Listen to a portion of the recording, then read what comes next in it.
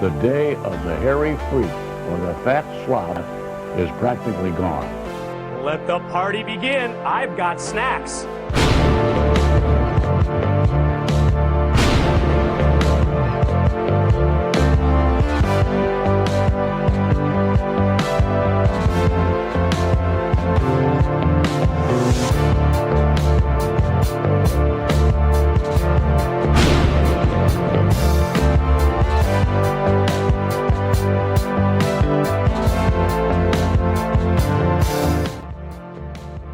Hey, look at us. Did it again. Another 7 days round the sun. Welcome to WCW Deep Cuts Live. My name is Tom for the 145th week in a row. Right there. Wearing a white shirt tonight, so that doesn't show up very well, but welcome again. Everyone in the Erotic Eric Fontaine fan club, aka the chat. Glad to have you all here tonight on Twitch. So, again, this is WCW Deep Cuts Live. Veterans Day. Shout out to people who risked their lives so that I could sit here and stare at you through your screen with my stupid haircut and I don't know, these earbud pieces. But anyway, this is where we, every Tuesday, 9 p.m. Eastern, WCW Deep Cuts Live, we watch the forgotten quote-unquote television classics from the 1990s. I did everything in a order tonight. Well, of sorts. Also, a happy 14th birthday to my son Eric, who is probably asleep right now, out cold, because he does not stay up to sleep. Also, he hates wrestling, so... Anyway, before we go forward, shout out to the members of my Weirdo Empire, aka my YouTube members. Thank you for not just giving me your eyeballs, but also plopping down a few bucks and saying, hey Tom, you're worth it. You know, we'll be doing the members only live stream this coming Sunday night at 8 p.m. Eastern. Happy birthday, Rev Ray. Happy birthday, November the 11th. But again, members only live stream this Sunday at 8 p.m. If you weren't with us Sunday for Off the Grid, here in a bit we'll watch what we'll be watching on Sunday.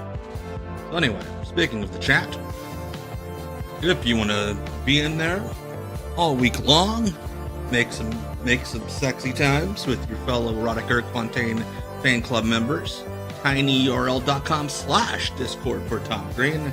Right there. Do it to it.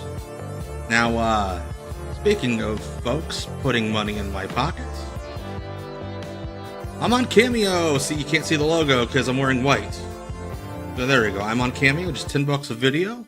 Get me to say something real stupid for you or a friend, a birthday, any occasion. Just be like, hey Tom, do this and send me $10, and I'll be like, yes I will.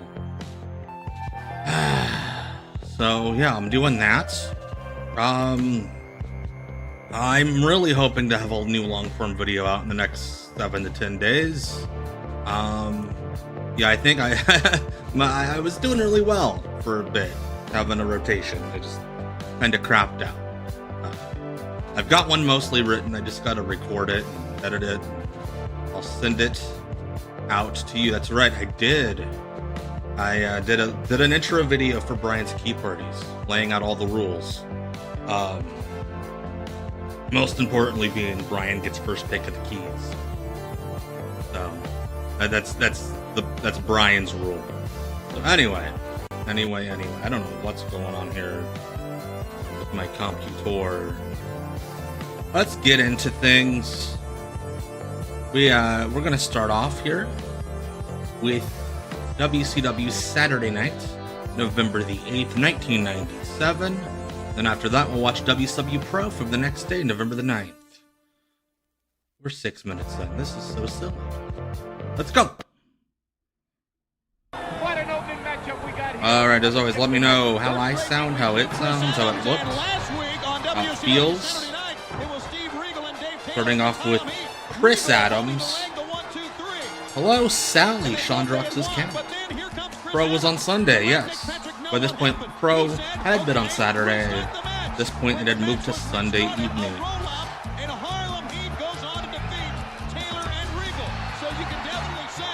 Boot doot, boot boo doot, boo doot doot.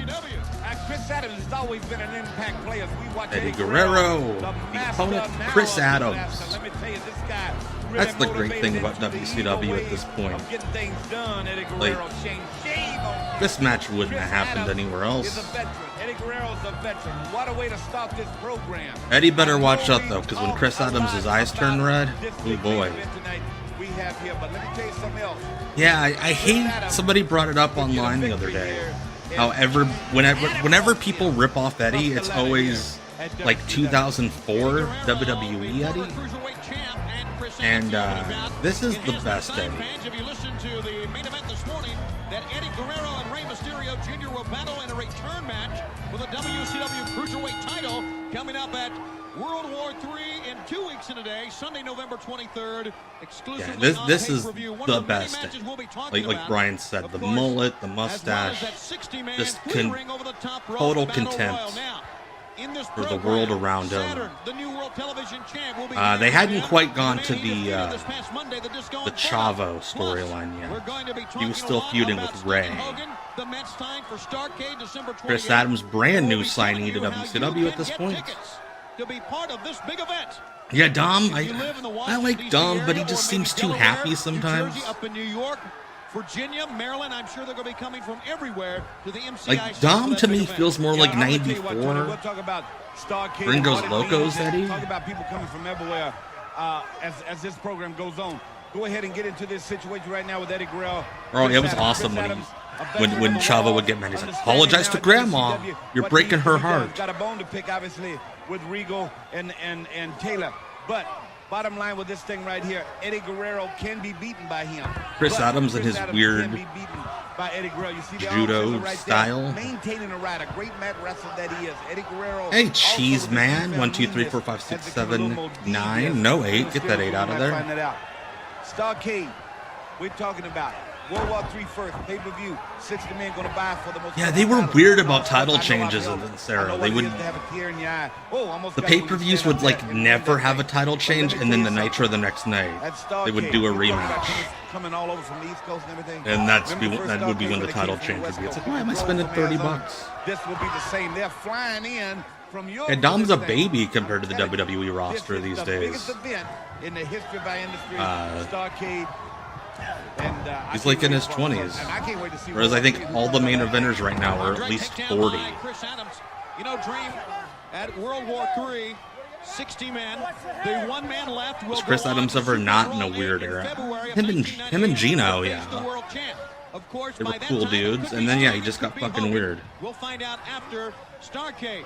But what is so important for these athletes? Yeah, if you missed it on Sunday, I clicked something in Twitch the other day messing around, and now it's going to be asking you guys to download a game. You don't need to. I'm not going to ask you to. I think I get paid if you do it. I don't fucking know.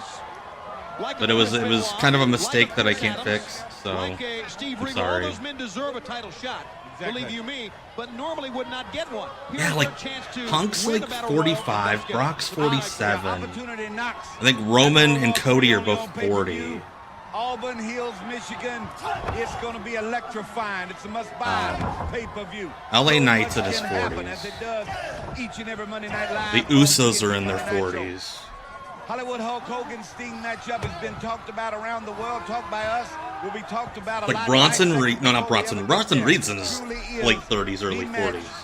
It's like Braun Breaker and Dom are like the only top guys. They can lose it all. They can lose a lot in World War yeah, III. That's close to 40. I'm pretty sure KO is over 40. Let me ask you this question, World War III. What if a member of the NWO wins that thing? Wins World War III? Now, what happens if a member of the NWO wins World War III like they did the previous year? Randy, I think, is late 40s. Which is scary considering how big he's got. Well, you know what I mean? I can tell you what will happen. Let's go back to last year. That's why I asked. And we'll be I don't think Solo's really a main eventer anymore, World though. War III of 1996. The Giant won it. Right. The I don't Giant know. of the New World Order at that Exactly. time won it. There you go. Did he get his Randy's title 45. shot? No, Yeah, like I said, not with Hollywood it's Hulk Hogan. different now than it was at this period where Hulk Hogan's like 41 and he looks like he's on death's door. As we wind down the year 1997 going on, it's going to be Yeah, big going into 1997. 98 concerning Got WCW Dusty on commentary and the tonight. New World Order. Now turning back to this situation. Eddie Yeah, Guerrero Gunther's been around forever. starting to put some I started very reading bad about on the legs and knees, Big if you Van will, of Chris Walter Adams. in like the And, mid look 2000s. at this. Yeah, I mean he's got a newfound. Oh, Well, he just found a boot behind the head. Down he went. newfound intensity. Again, I said it. I think I said it last week. I haven't watched WWE since SummerSlam, and I'm not planning on doing so anytime soon. Just fuck them. But I'm glad for the sake of those who can stomach that shit that the bloodline shit is finally over with. Tell you what, could be major. Adams has him hooked now. Eddie was going to try a back body drop, and Adams turns it into a powerbomb. Well, he needs to get him covered and hook his legs up right here. You can't. Veterans know when to put. Hey! Hey! Who is this? That's Steve Regal. Surprise Steven Regal. As Cobb is snuck in behind Chris Adams.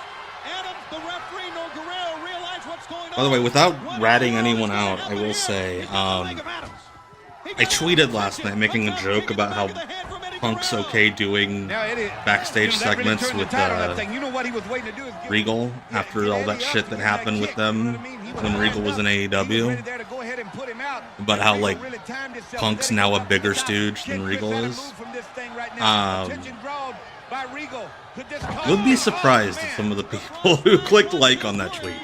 And I'll leave it at that. Yeah, it will never be Riyadh season here, man. I mean, I could use the payday, but I've got a backbone. Oh, man. Yeah. You think the Prince is going to pay for me to go over there and Only putting the boots in the knees and the elbows. talk over some Really, as you said, bootleg lean wrestling back, what footage? happened? Oh, here you go. Regal stretch.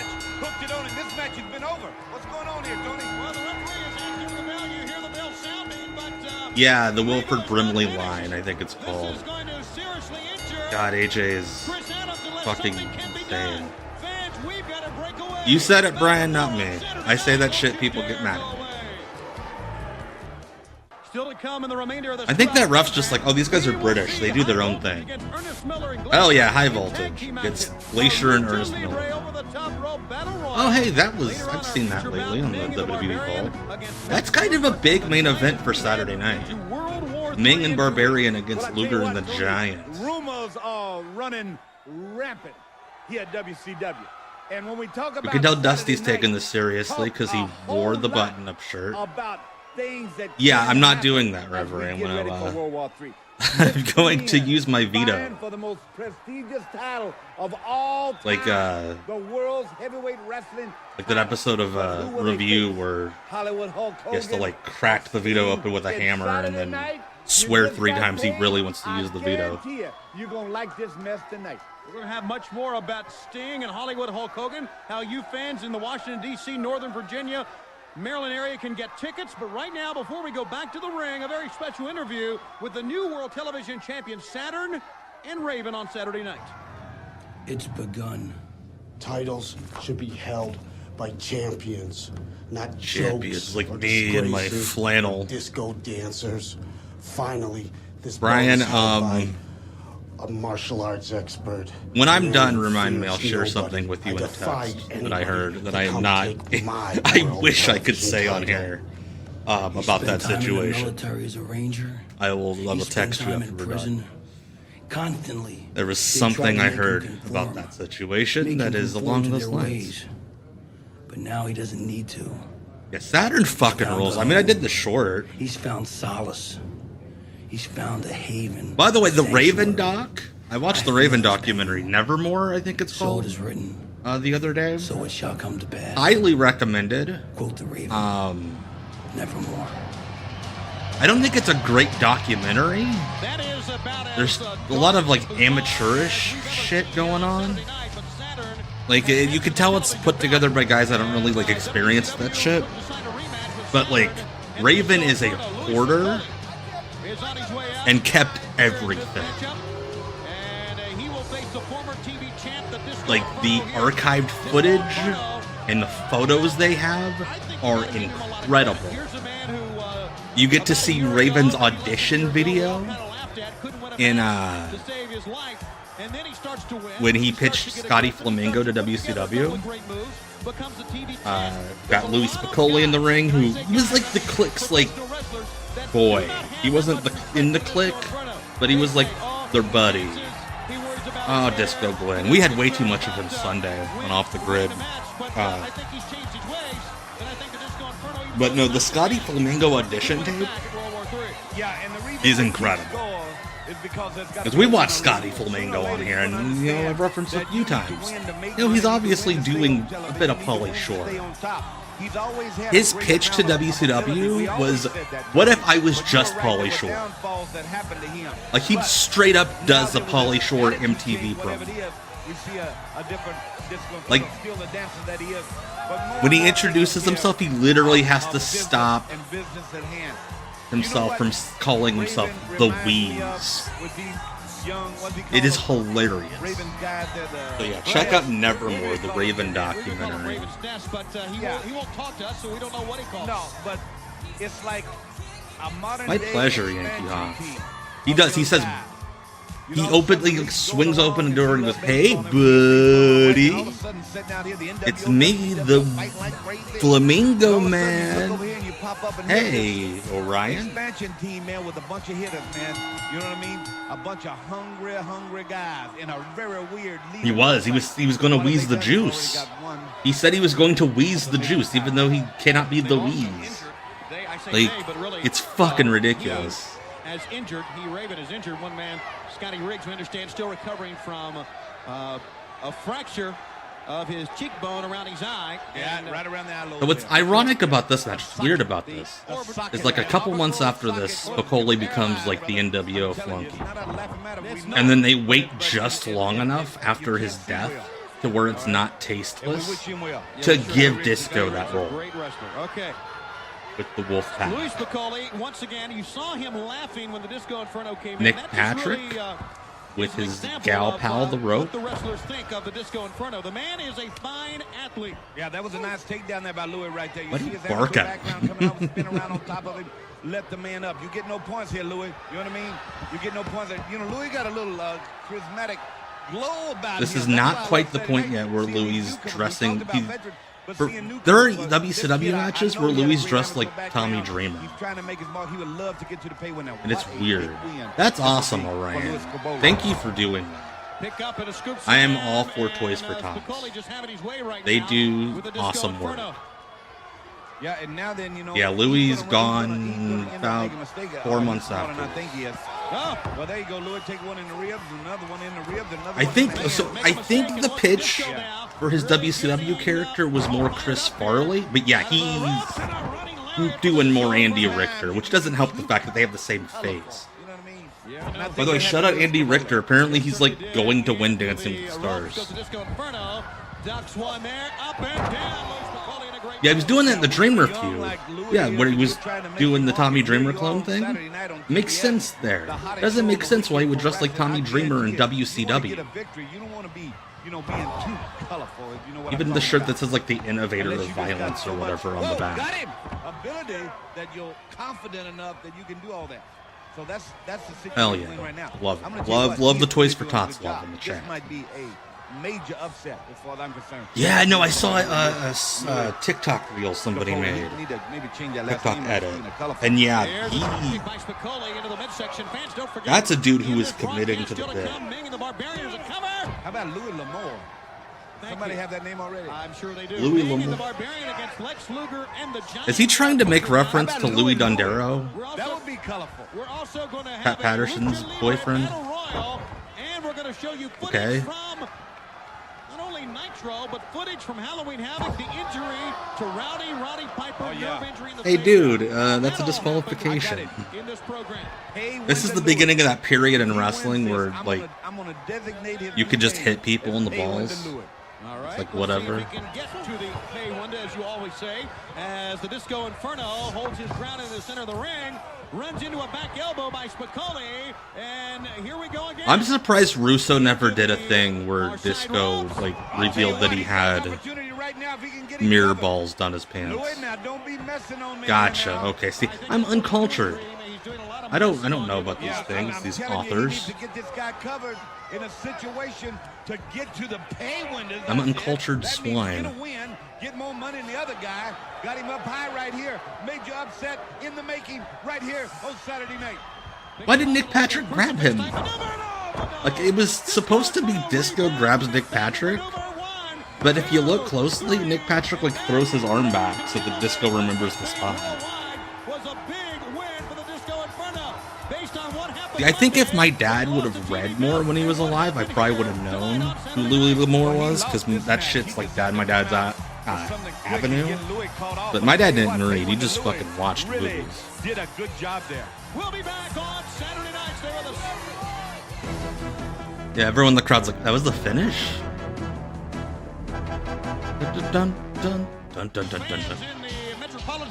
Oh boy, here we go. Hard work Bobby Walker. So make sure you're on hand for the mega event. 3 rings, 60 man, and a biggest I was glad to inform everybody last week that Bobby and Robbie Walker are not the same person. And not only that, but there were 2 Robbie Walkers. And the second Robbie Walker worked the same tapings as Bobby Walker. It is confusing as fuck. It's an NWO, baby. Why did he point at that sign like it was like, oh, that's me? Yeah, no, it wasn't. It was someone giving their friends a shout out. Oh shit, Bobby Walker versus Jerry Flynn. It was like UFC 1. Karate versus falling on your face, Kwando. Teddy Long is the Alex Abrahantes of AEW. Holy shit. Or of WCW. That's fucking amazing. Teddy Long out there in those silly looking gloves, jumping around. I don't want to be mean. I've heard Alex Abrahantes is a really nice guy. Yeah, we see on numerous occasions Teddy Long. Kind of fucked up that all the luchadors have the same manager, though. Saturday night here out here in California, and coming out with these young guys. It's great to see that because the knowledge he brings to these That guys, is such a pride English promo, Brian. Great coach, great motivator, knowledge, and hardworking Bobby Walker has been. Yeah, after Doom broke up, Teddy Long just managed guys that lost all the time. And, you know, when Yeah, Teddy Long wasn't into the WWF until like, I think late '98. I mean, I always like to get my stuff off. I wanted I wouldn't have been surprised. Chocoball Mackay did get a WCW tryout. Everybody got WCW tryouts. And WCW was cool about porn. I remember specifically when it came out that Chastity did that movie, and Eric Bischoff went on TV on Nitro and was like, you know what, we're cool with that. She's a fucking adult. And it's like the most cool thing Eric Bischoff's ever said. Yeah, but at least with... Oh my god, he almost killed him with that arm drag. How do you fall out of the ring doing a clothesline? Like, that's not how gravity works, man. But with Sonny Ono, at least they gave him some luchadors too, so it wasn't like completely racist. Only most. That has been signed for Monday night at Nitro, where Ric Flair will meet Lex Luger one-on-one.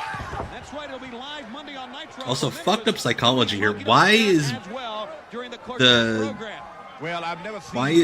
wrestler taking out the karate guy's legs with leg kicks? TBS any hotter than it is. And when you talk about TNT Nitro, what an event that will be.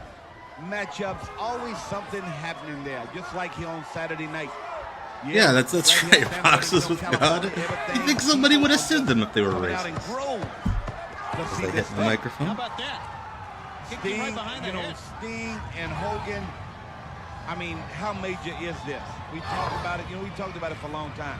This is a major, major event coming up. I mean, I'm talking about event. You know what I mean? We say sporting events or whatever. This is major time. This is major. You're right, Yeah, Dream. unbelievable.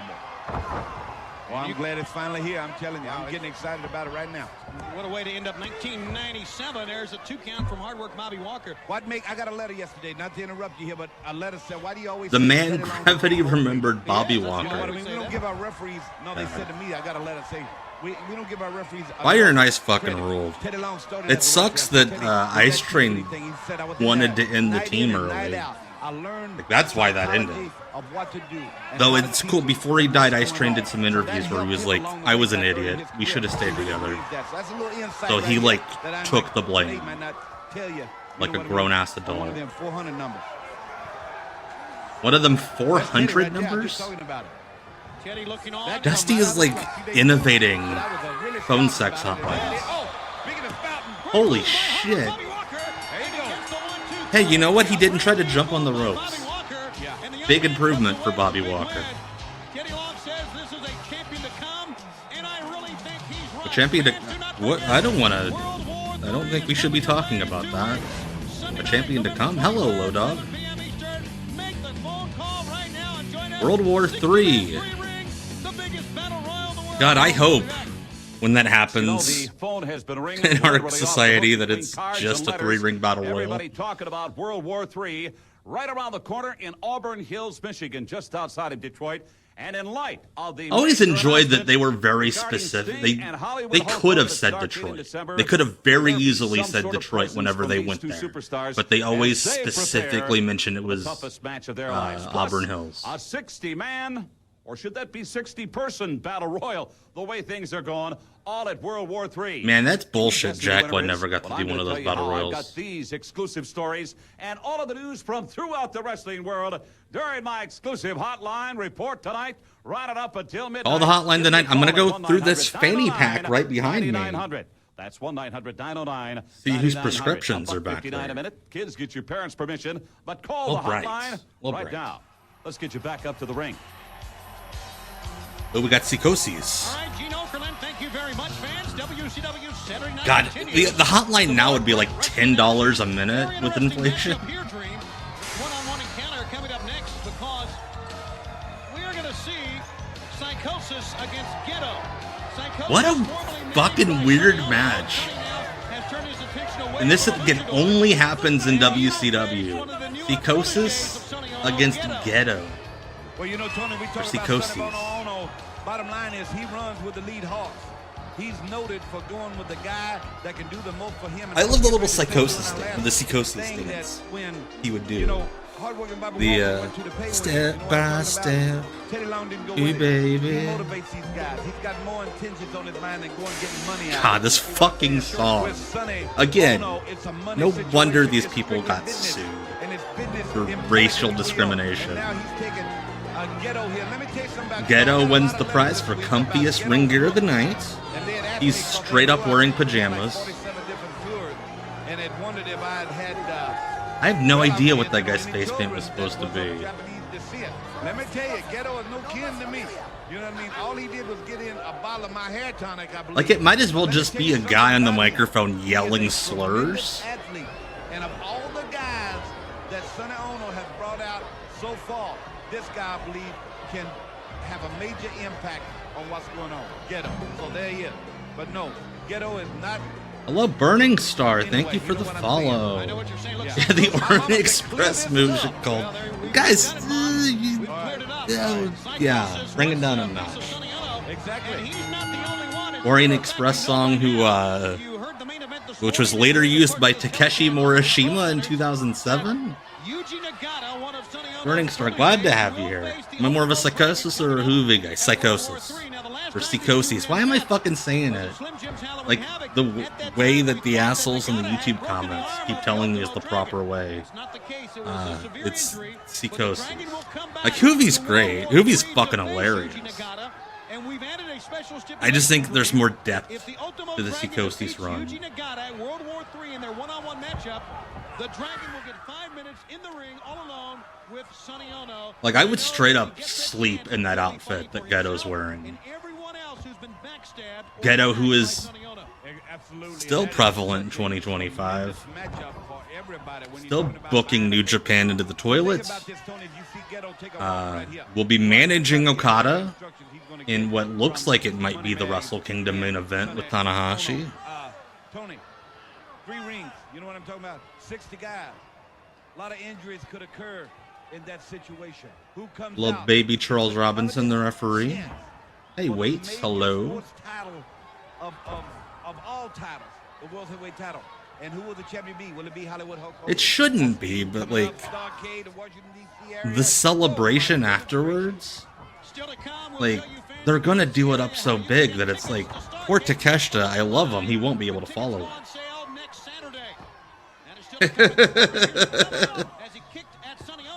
Ghetto, ghetto, ghetto, ghetto. I don't know that song, so I'm just making up the rhythm. But...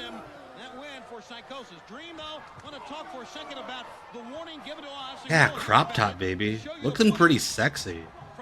Charles Robinson's... he's grabbing the rope because he figures that's what you do in WCW? Oh, fuck! What a bump from Psychosis.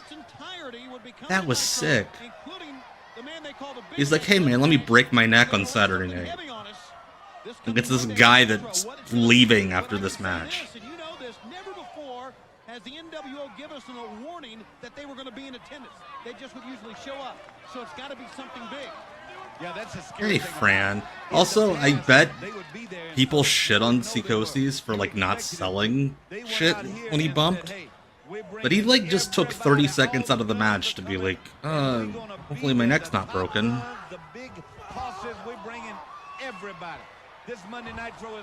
Ghetto would be horrible at Battle Royals, judging by that technique there.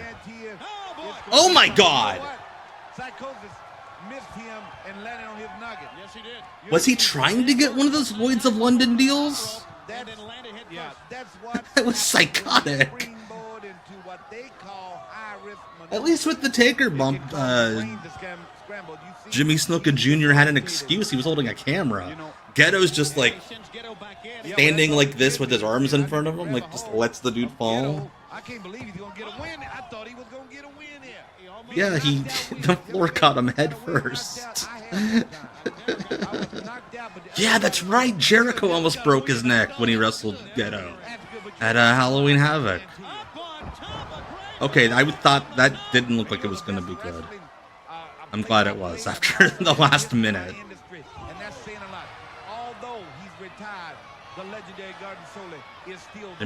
Jimmy Snuka. But I know him as Deuce Shade. The master of the Deuces Wild. Which, if I remember correctly, his OVW finisher took the overdrive to the next level of stupidity. He didn't spin with it. He jumped in the air and spun with it.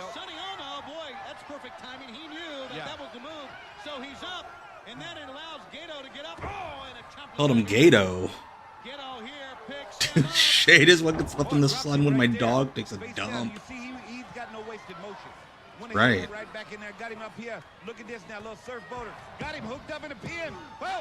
The Ghetto roll. Or the Ghetto clutch. Apparently, at one point, I don't know if it's still this way, at the Performance Center, they would refer to that move as the bitch roll. Hey, he was screaming for Sonny Ono. I like this young man.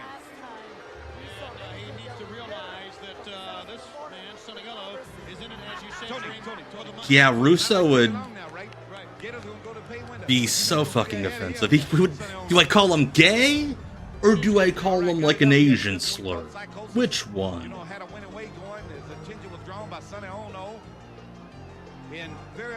See, when I was a kid and I saw Ghetto on WCW, I thought it was spelled Ghetto. Your winner is Ghetto here on WCW Saturday night. Still a lot more to come, man. Oh my... Do we... Russo's had to have seen Razor Ramon Hardgate. Right? Do I think Russo was really racist or just of the times? I mean, it's a little column A, little column B. I think it's being of the times. By the way, that's not the same crowd. That's fucking Universal Studios. Bugs the shit out of me. I think he's a guy of the times that never let go of the times. So now it's just racist. I saw a funny fucking clip on an Instagram reel. Apparently he's booking these guys in the Juggalo Fed that are like zombies. And he's like losing his mind on his podcast because apparently these zombie guys, when they are like just hanging out in the locker room, will gurgle. And he's like, bro, they do this thing they do on the Talking Dead or the Walking Dead, where they gurgle all the time. These guys never break character. They are the best characters in professional wrestling.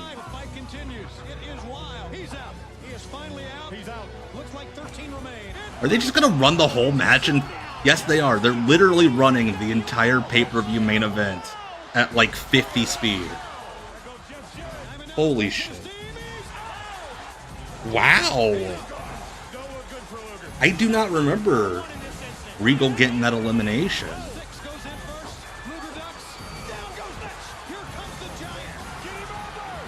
God, that's insane. Like, I can't even, like, be a dick and make fun of him for lifting up Paul White incorrectly. Like, that's just insane that he could do that. By the way, shout out Lex Luger for being able to put the Christmas lights on his tree for the first time in, like, 20 years.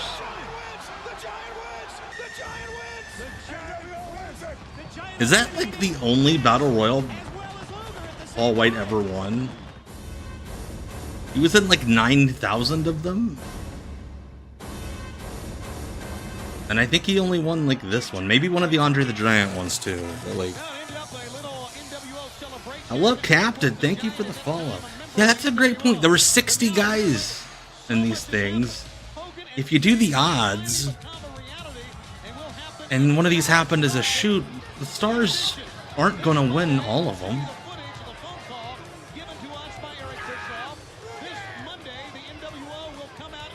Okay, he's won... You won an Andre the Giant one where he eliminated Sandow. Oh, that's right, he did. He won the ECW one where he rips off, I think it's the Raw shirt. And, like, Kurt Angle jumps into his arms and, like, kisses him or whatever. The thing I remember about that match is they do, like, a backstage segment afterwards where the ECW guys are all freaking out because Big Show's jumped. And Big Show, who has clearly never heard an ECW chant in his life, starts chanting, ECW! ECW, and it's like fucking awesome. We got High Voltage, Robbie Rage, Kenny Chaos, who did not have first names at this point. ECW Big Show was fun. If you could ignore the fact that he looked like he was on death's door. Like, that dude was red the entire time. Yeah, Paul changing shit up, having him do the Cobra Clutch instead of the choke slam.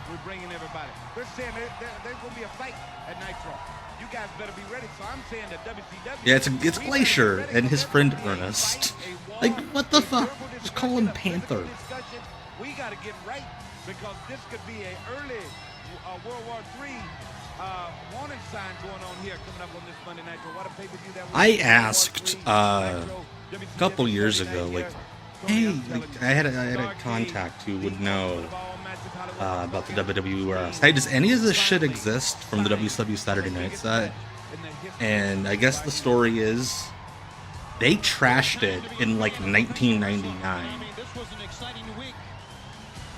They didn't have anywhere to keep it. They didn't have space. What an exciting WCW Monday Nitro we had from Philadelphia. It ended up with Ric Flair and Lex Luger nose to nose. We'll show you that. I admire the fact that they let him keep the lasers the entire time and didn't kill any part of the entrance. Like most of the time when a fancy entrance guy gets depushed. WCW had the they kept stuff in the power plant.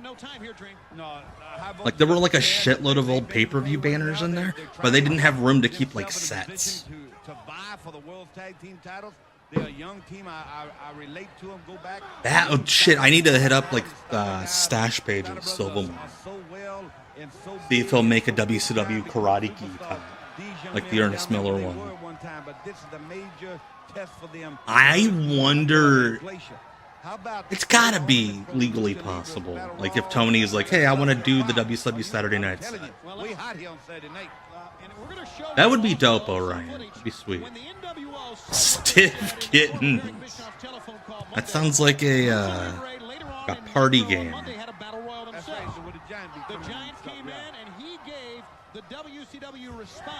I love how all the electricity on the singlet is going to Robbie Rage's ass. He has an electric booty.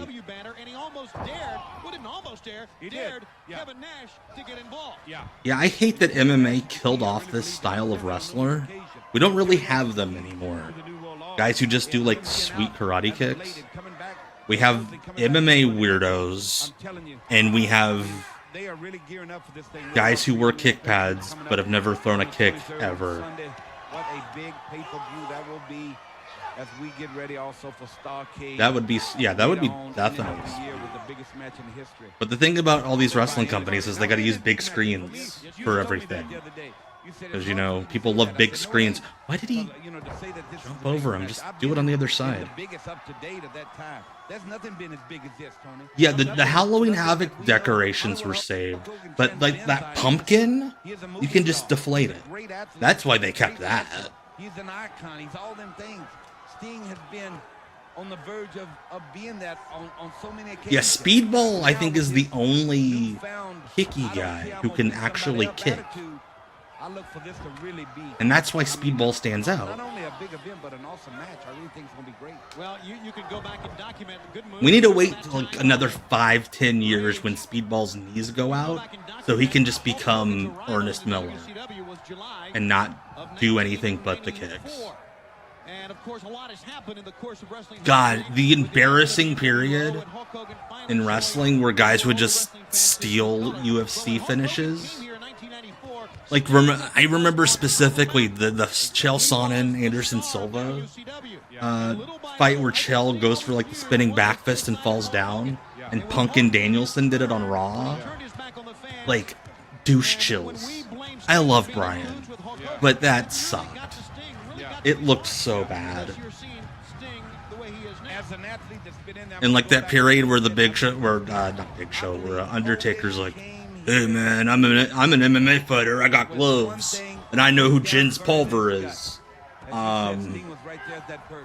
He came here for Sting when he came here. And he like did a bunch of like rip-off pride finishes. Professional wrestler was to meet Hollywood Hulk Hogan, and now it's come about. See what I'm saying? Deep down, I believe this was a brewing way before this thing ever. I think Chael and Punk are friends. Yeah, makes sense. Have you noticed something about High Voltage? Slowed it down, went ahead and got themselves back together. God, the Go-Go Plata that he fucking did. Oh my God, yeah, that Go-Go Plata fucking sucked. Right here on TBS. Go right here in California. Because his like Taker's knees were all fucked up, and you needed to like put the guy's head like between like your calf and your shin, and he couldn't bend his legs correctly.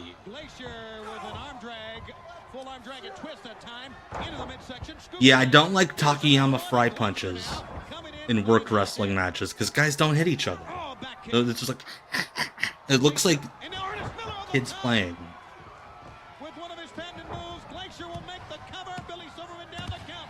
Hey, Glacier wins.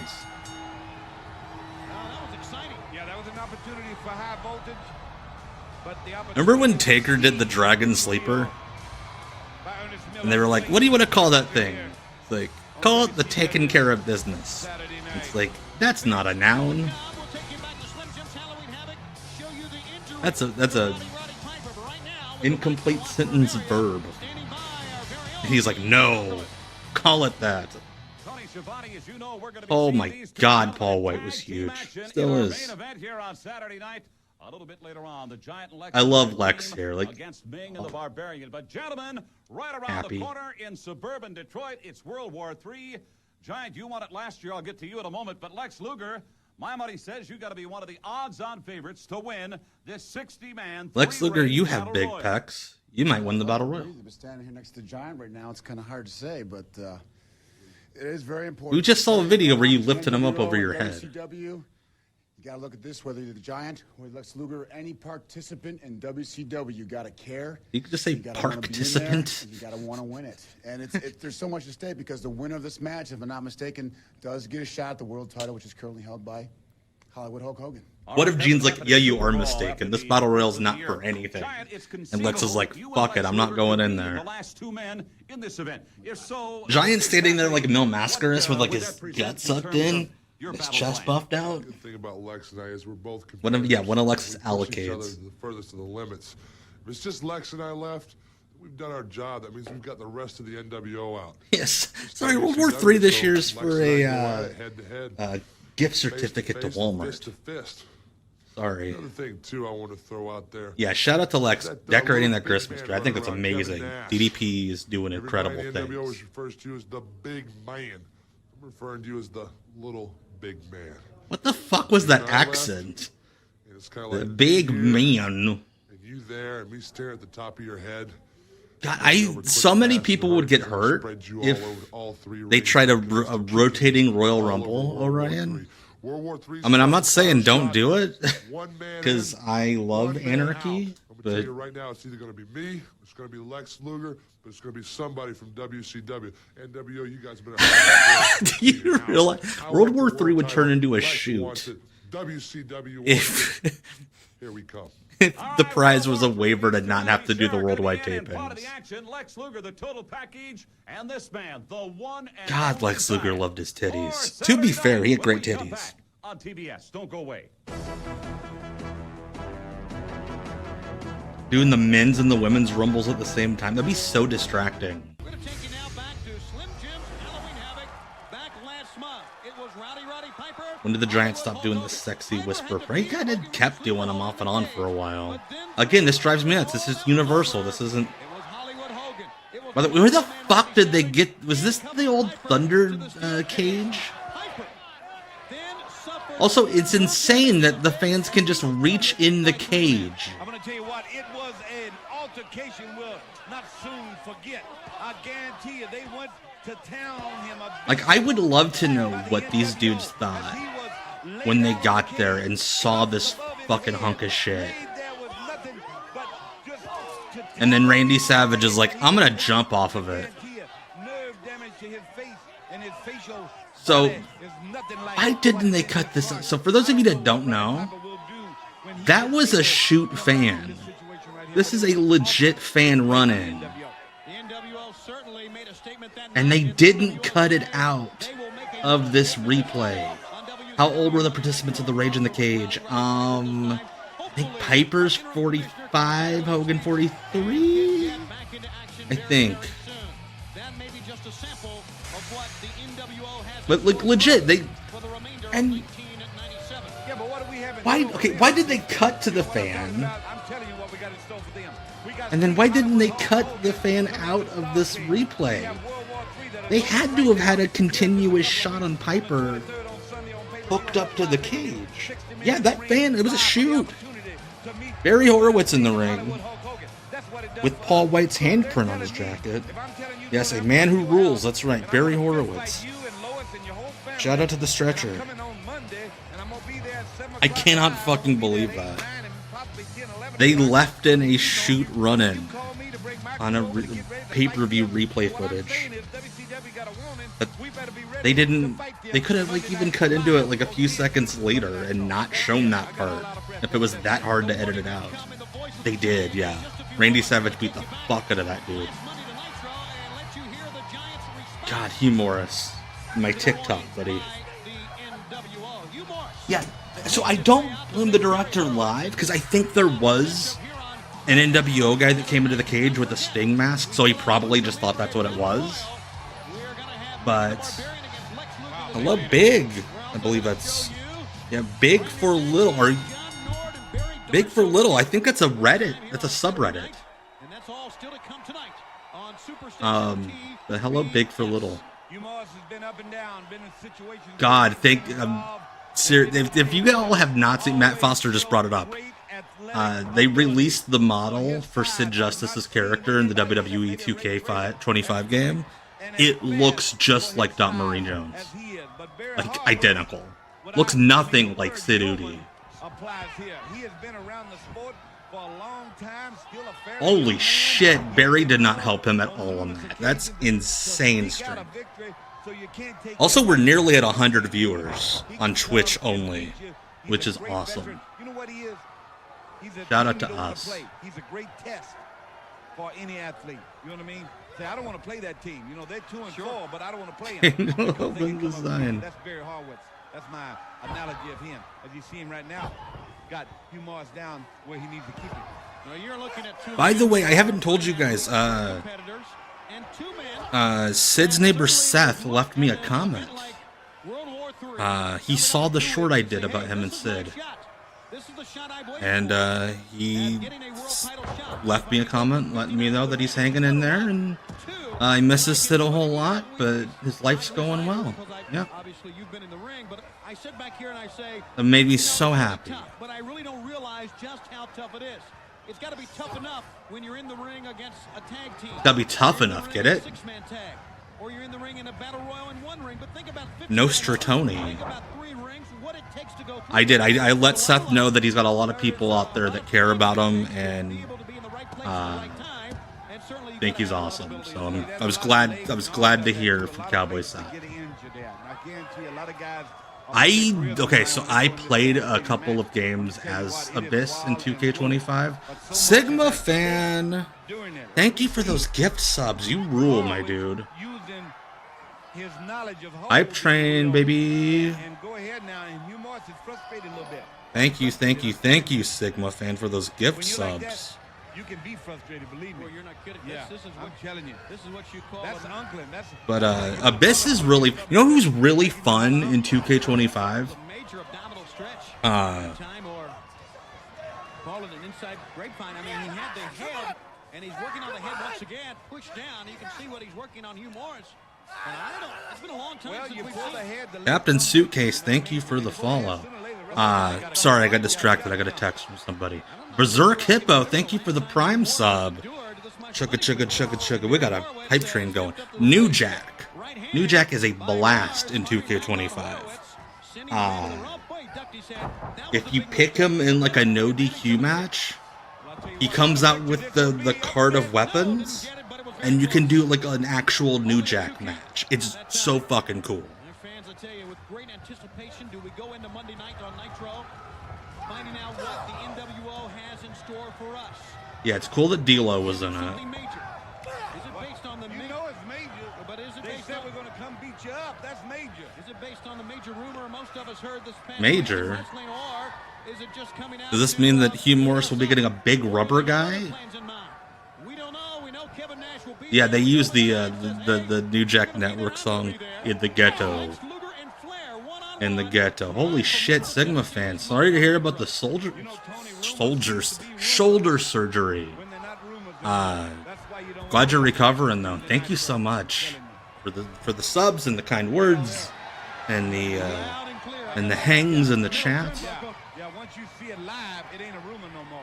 You know what I mean? Once you see it live, it's not a rumor anymore. That's a good point. The naked jelly donut.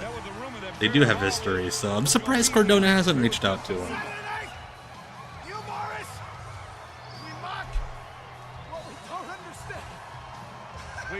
We mock? Like we're marks for what we don't understand? Thank you, Getting Mel. You guys are always so kind to me. Yeah, DMP, I was messing around with the settings on Twitch the other day, and I clicked something, and I think it was for like an ad campaign thing, and it won't let me unclick it. So for the next few weeks, yeah, that'll be popping up every like 20, 30 minutes or so. I think I get paid if you download the game. I don't fucking know. We almost got John Cena in New Jack Incident 73. He was up for the role of the guy who stabbed John Cena in the club that Aaron Aguilera got. And the story I heard is they brought him in for a tryout, and they treated him like anybody else who came in for a tryout. They're like, we need you to get in the ring with Val Venus and do some chain wrestling. And Jack gets in the ring, throws his hands up in the air, and he's like, I quit. A mega event of all time. And he just left. But first things being first, Eric Bischoff laid it out to us. I'm bringing everybody. There's going to be a big fight. We're going to beat you up. We better be ready. And the Giant had a God, the fucking Sting tan story. Has challenged Sting on numerous occasions. You have been there. I have been there. Bischoff's calling from catering. Hogan has laid his belt down in the middle of the ring, looked up into the rafters or wherever the hell else Sting was hiding. They just bleeped hell. Down. If you want a shot, you got a shot. And you know what?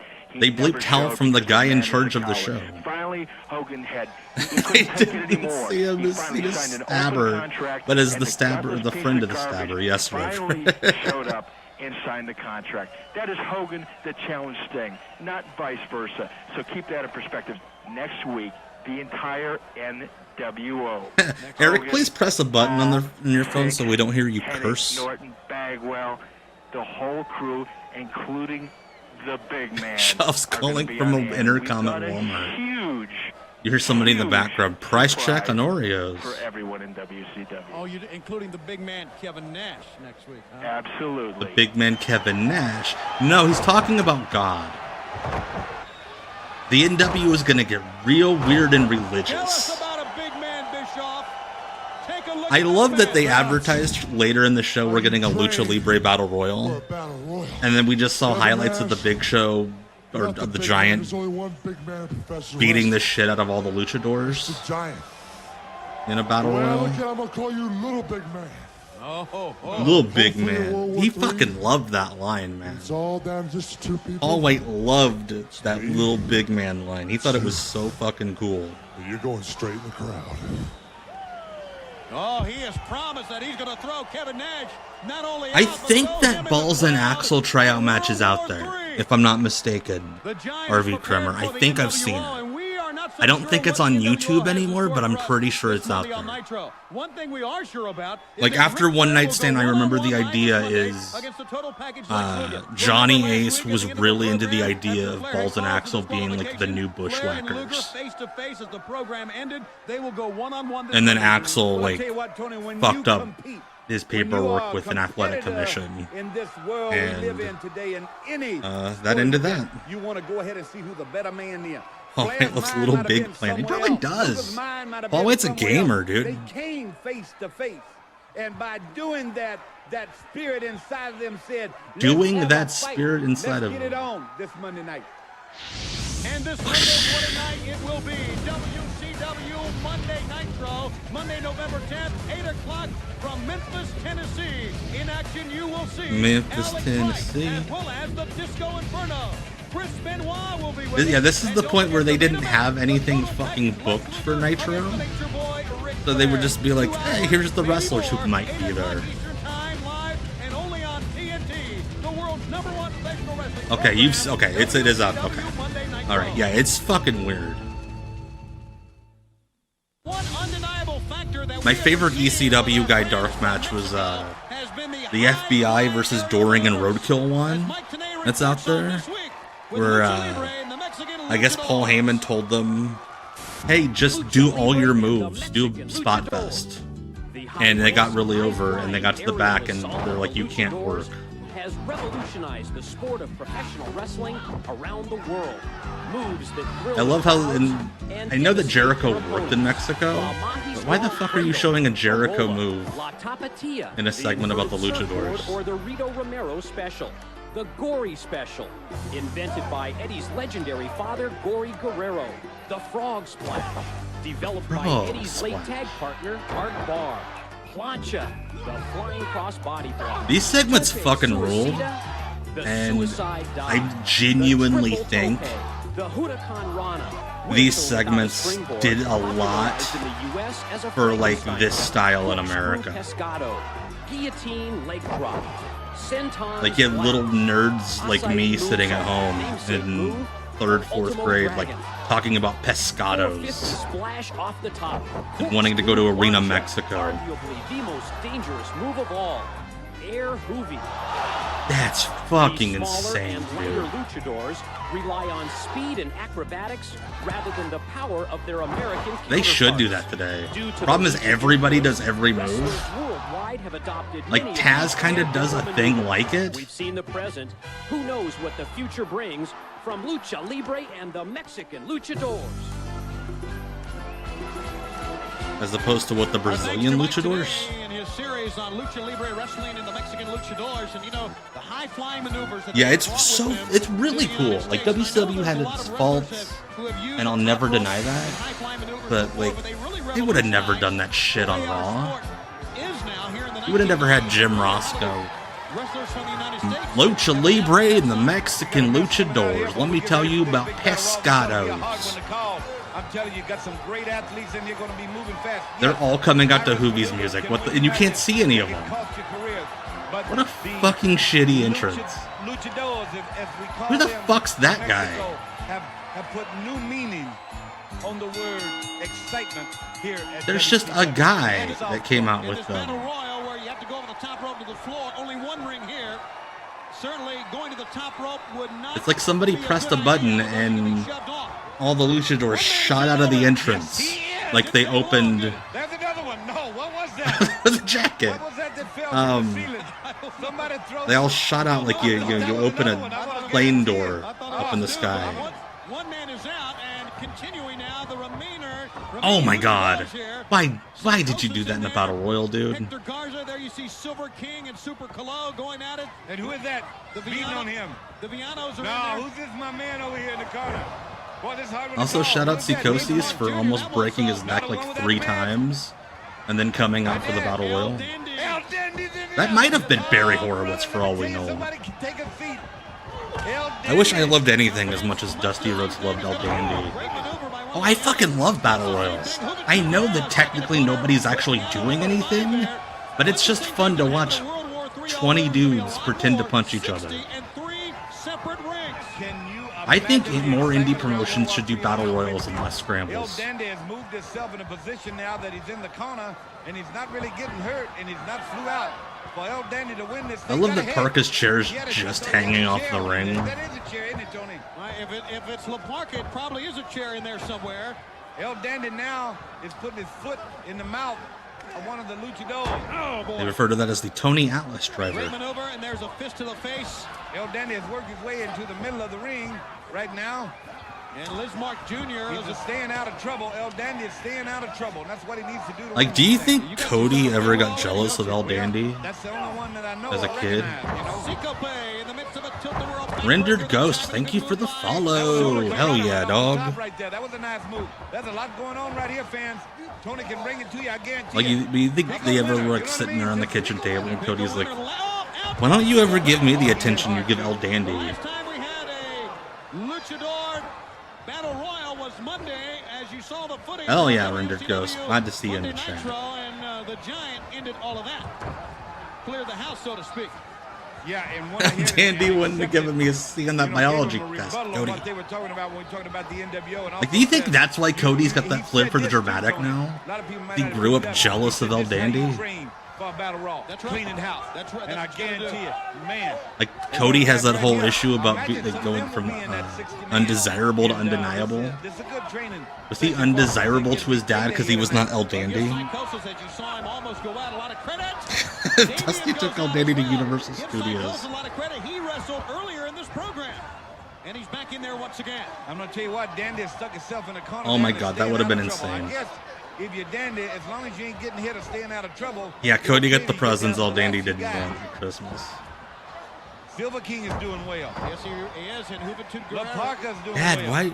La Parka, I tell you, La Parka Why do I have all these panties? Oh, it's because Dandy didn't.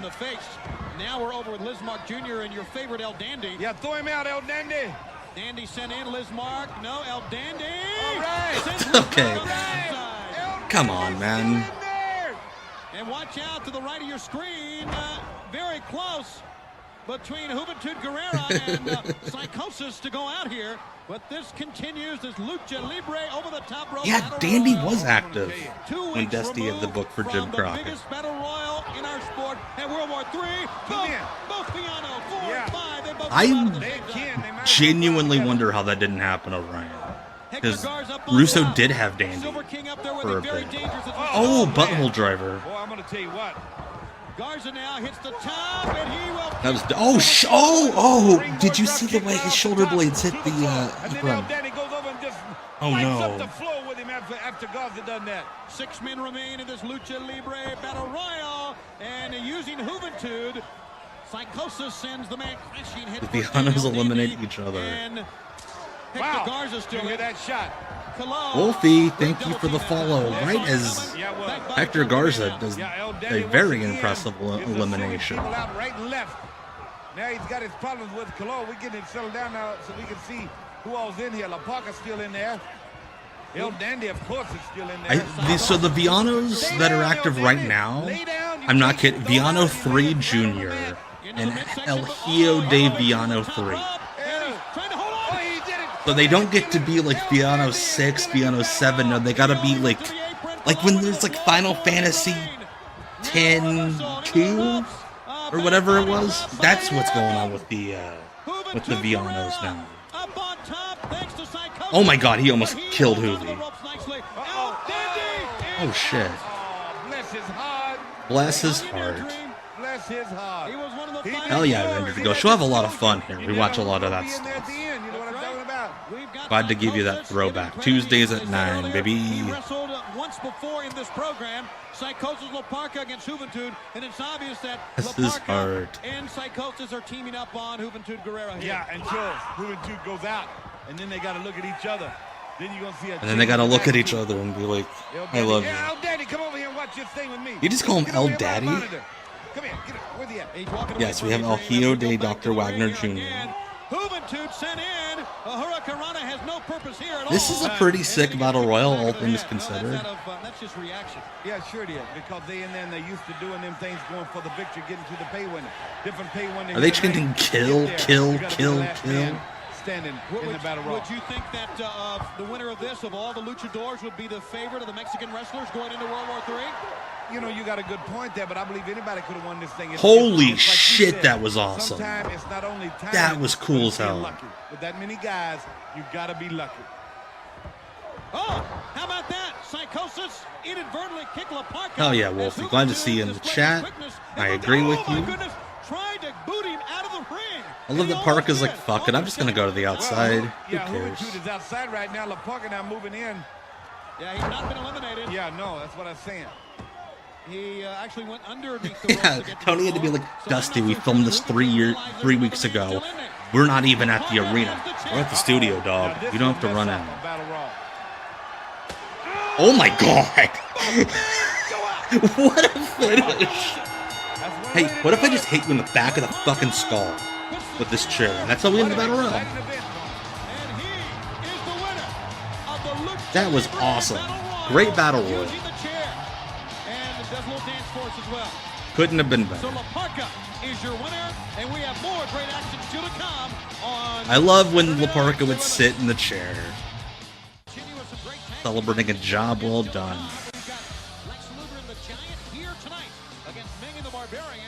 Hell yeah, Barry Darso and John Nord.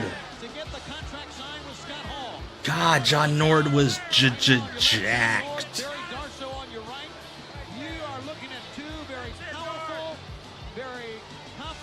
Why is he trying to like be ridiculous but not crack? With you. John Nord is like the most aggressive novelty t-shirt. These two were supposed to be a regular team. Oh, disorderly conduct, who are like vague cops. Disorderly conduct. Disorderly conduct. Vague purple cops. Came up with that color for me. You know why? because they're mean. I talk to them too. See, I'm up on that. I do early during the day. Barry Darso has a podcast now, I think. Like, and if NordVPN's not a sponsor, it's bullshit.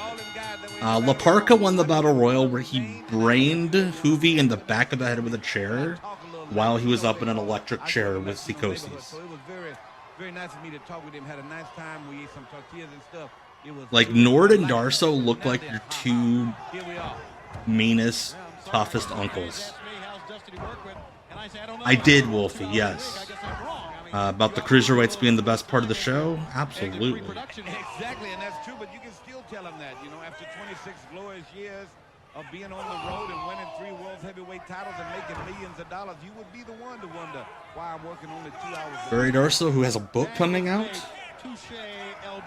Shout out to Barry Darso. Also shout out to Orion. Yes, he would hawk his VPN. To make a run at the World Tag Team Championship. And they know each other, Tony, a long time. You know, when we talk about... Yeah, I did a short about that a couple weeks ago. No, you stick it. John Nord got hurt, like, right when they signed him. He, like, fucked up his neck. That's why he, like, disappeared immediately. He got in great shape, and then all of a sudden, half of his body, like, lost muscle because he couldn't lift. I don't know if they know each other or they just went ahead and say, yes! We're gonna be wrestlers, you know what I mean? But they get I'm gonna rip your stinking head right off. I fucking love Barry Darso. He's the best. He's the best, man. I love him. These two men, a part of disorderly conduct, who are big guys as well. You know, we've always said that World War III. Yeah, fuck NCIS. Battle Royal favors big men. And truly, if you look at it up and down the roster, WCW Deep Cuts Live also favors big men. This is the night before Montreal. I didn't even put that together. Oh my god, what? That's like a sick ass spear. He tackled him sideways. There was no possible way he could have taken a safe bump. This is before Hole in One. Hole in One was 98. I think Dakota Darso's like, I don't know, hanging out on the beach in Florida now. I haven't heard from him in like 15 years. Yeah, that was a shoot double leg takedown. Let's get Barry Darso in Bloodsport. John Nord is strong. He's trained down. John Nord's tan hair is beautiful. He would have won the world title, and Nick Patrick would have given him a fast count if he wrestled Hogan at Starrcade. The Soviet wrestling team trained him well. Cousin Nikita, cousin Ivan. Oh my god. Yeah, it's good. I mean, it's bad. I would love to play a World War III Battle Royal in a video game. But could you imagine how distracting that shit would be? You wouldn't be able to find your character. That big old boot right there in the sternum. Got him on a power slam right there. Got a cover. And a cutoff, and that brings Darso in. I love that Nord was like, I'm a regular dude now. I'm not a Viking, but I'm gonna keep the furry boots because they're comfy. Oh boy, face first. Yeah. John Nord now over his opponent. Arms behind. Dream, that's a camel clutch. Yeah, and he's got a Dream, that's a camel clutch. Like he was like it's banned or something. I guarantee it, Barry Darso, John Nord, get a victory, get to the pay window on Saturday night. Oh, I love this. Darso talking shit to him while he's locked in the hold. Oblivious to you. Thank you for the follow. Yeah, dude, Nord only had a few matches, but they were dope. There's that one with him and Barbarian on Nitro, where Mrs. Landis's he does like the Pescado double stomp. I sat in the third row next to Teresa Hayes. That's Beulah's shoot name. It was there that I first discovered alienation's barren path. Why did he say it like it's like Alien Nation? And the badgering by the other kids made me realize the depths. There is so much more effort put into these Raven promos than anybody else's shit in the company, like production-wise. I'd close my eyes and pretend I was someone different, that I wasn't a misfit. You can't erase. Oblivious to You. A lot of it's online. You just Google it. 100 viewers. Fuck yeah, we did it. Shout out Raven for bumping us up to that 100 viewer mark. Because even back Triple digits. did nothing in nature. Do I like Raven here better here in ECW? Consistently and rigidly. As a human being in pursuit. It's tough because like the Raven shit had more depth in ECW. But I feel like his work was better in WCW. World War III, as you know, just around like, the corner. We've been talking about he had to do a little more wrestling. On the hotline. World War III, yeah, fuck the cold, man. Detroit, Michigan, and in light of shout out to Bear, Brian's dog. For Starrcade Bear rules. Is there going to be some sort of presence from these two superstars as they prepare for arguably the toughest match of their lives? Plus, we've got that. Was he talking about John Nord and Barry Darso? World War III to talk about. Can you guess who the winner is? Well, I've got some inside information that might give you a clue. I've got these. Gene just said the winner of World War III is predetermined on TV. Do you know who the winner is? I'll tell you on the hotline who the winner will be in World War III, because this shit's all fake. 9900. Give us a call on the hotline right now. It is sizzling. It is sizzling. Tomorrow at 5:05 here on. Find out what's going on with this fake bullshit you're watching right now. Talk about presence. Larry Zbyszko and Mr. Hudson will host. He doesn't know Scott Hudson's first name. I guarantee you that's why he called him Mr. I guarantee you he did not know Scott Hudson's first name. Against Chris Jericho. Larry Zbyszko comes to the ring and he still wants Scott Hall to sign the match. Yeah, Gene's like, here's who's going to be at Nitro this week. Pulls out the call sheet. Doug Dillinger. Oh, this is when Scott Hall pretended to lose to Jericho. That was unbelievable. Attack the back of the head of Jericho. I think we know what's next. Oh, the outsider edge, you're right. Scott Hall loved to edge. Holy 420. If he smoked it, probably wouldn't have hurt him as much. So, if you knew nothing about wrestling, and you see this cool, big, muscular dude beating the shit out of this blonde guy in the ring, and this middle-aged dweeb with the denim shirt comes out with like a piece of paper, like, I'm gonna get you. As the biggest coward in the New World Order, you are afraid of a two-handicap broadcaster. I think something who said a two-handed something else. You're afraid of a two-handed. God, Scott Hall was such a fucking weirdo on Twitter, and it was always at like 3 a.m. How about that? Hopefully that match will be signed very, very soon, fans. And he posted about his golf handicap and his promo with a top guy in the company when he really shouldn't have been feuding with a top guy because he's a fucking commentator. Hey, it's Ming and Barbarian. That's not how the Tongan Death Grip was applied, Jimmy. It's like this.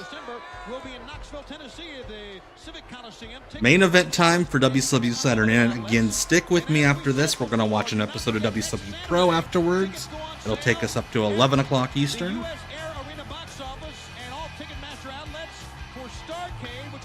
So it is the Faces of Fear against Lex Luger and the Giant.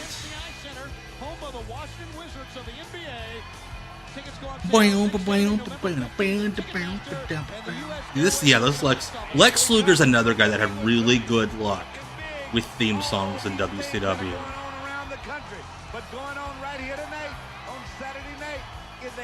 He does have the same goatee as Hugh Morris.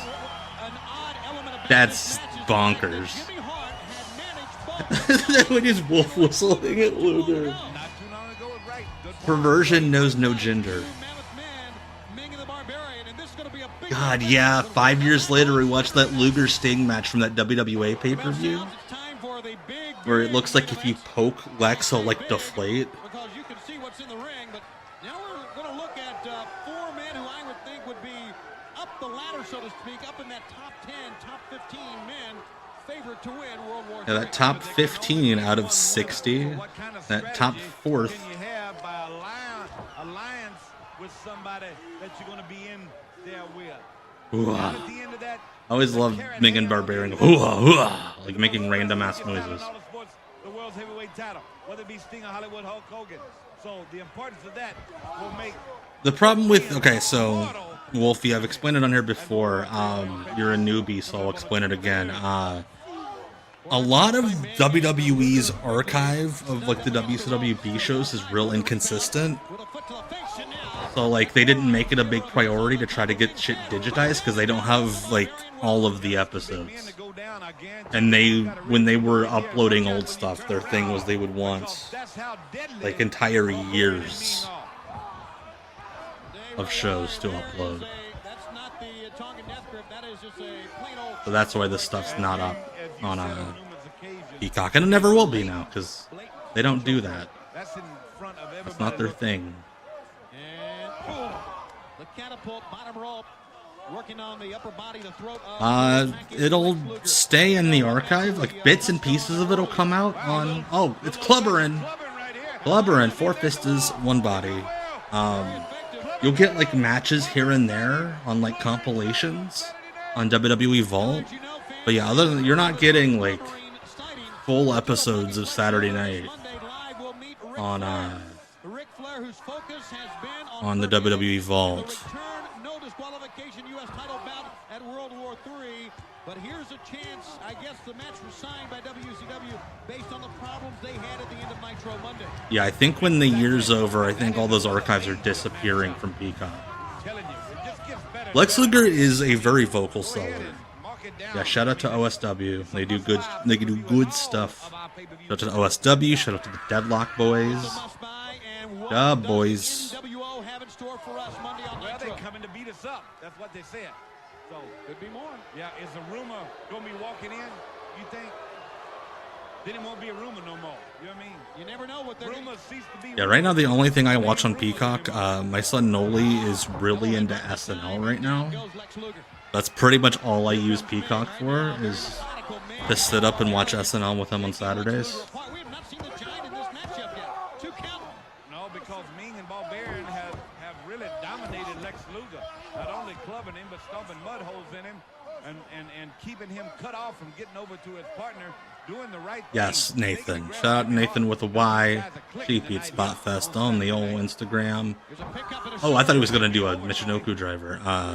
Piracy is the best form and the only accurate form of archiving. Well, he's got it on that nerve hole right down the trapeze. Yeah, it's exactly what he's got. The people who actually own this shit. And this isn't just for wrestling, this is for everything. You only get their version of history. Whereas the bootleggers are the real works. Real workers. Real works. No, the real work is what's happening right now. They're working. This is a work. That was a good move right there. Like I say, yeah, there's somebody on the torrent sites who uploaded network versions of all the WCW Nitros and Thunders with the stuff they cut out, put back in, that are pretty dope. We have yet to see the Giant make his move in this big main event. And what move will the Giant make? They've been wrestling for 2 minutes, and Luger's like, I need to sit in a nerve hold. And he's in excellent shape. So I don't think he's blown up. It's not like this is 2002 Lex Luger. The Barbarian continues that clutch on the trapezius. And Luger breaks free. He ducks. That's the most gentle double clothesline I've ever seen. And we watched that one the other night where Mike Sanders and Joey Legend they didn't even touch until they hit the ground. Giant has some beautiful hair here, by the way. Paul White going bald was a legit tragedy. Tag is made on the other end, or had it been? No, it had not been. Well, here's a double team. And Randy Anderson. Yeah, babyface Mike Sanders. That was so fucking weird. He rocked him right there, Tony. Got them both. Wow, what a shot. When this big man gets mad, how in the world can you stop him? The biggest man in pro wrestling. Oh, the biggest man. God, that giant super kick. One of the more underrated super kicks. Because he did not seem like he had much control over where he put that foot.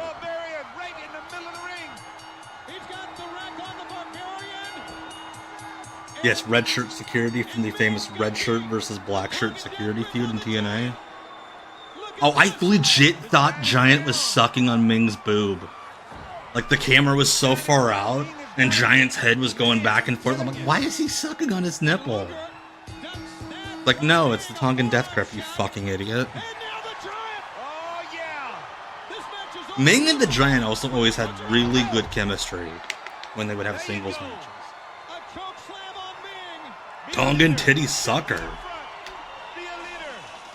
I wonder how Ming would react if you twisted his titty. The fans are throwing trash because they're like, fuck, that main event went 3 minutes. That was probably the last match on like a 5-hour taping. Alright. So before we go to WCW Pro to end the night, a reminder to you, those of you who are members on YouTube, and or a little bit of enticement, whatever words mean, for you to maybe become a YouTube member. Here's what we're watching Sunday on Not Quite Wrestling for YouTube members only. Meet Don Lowe, a bartender from Lake Oswego. Carrie Larson, a legal assistant from Portland. And our returning champion Bob Lee, a teacher from Salem.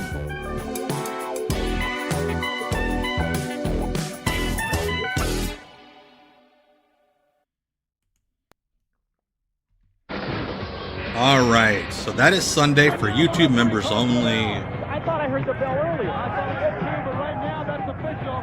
The referee has called the bell. Don Lowe versus Bob Lee. We will get that classic battle Sunday at 8 p.m. Not Quite Wrestling. He's not finished with hitting, and there's Luger behind Flair.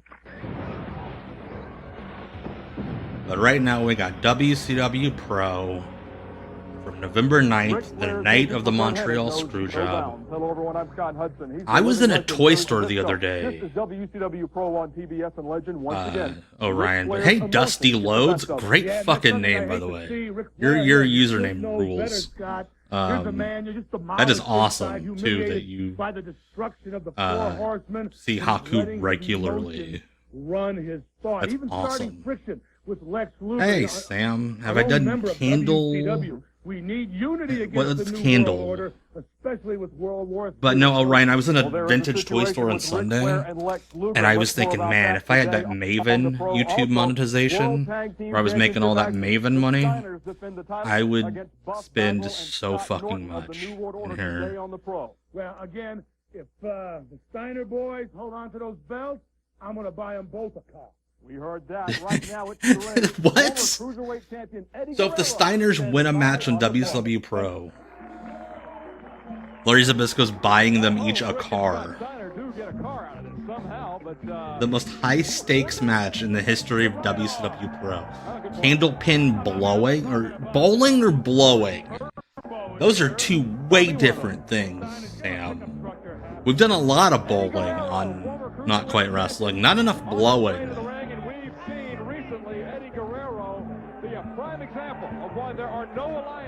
Bowling. Okay, thank you. I was like, blowing? I have not done candlepin blowing, but we've done a lot of other bowling.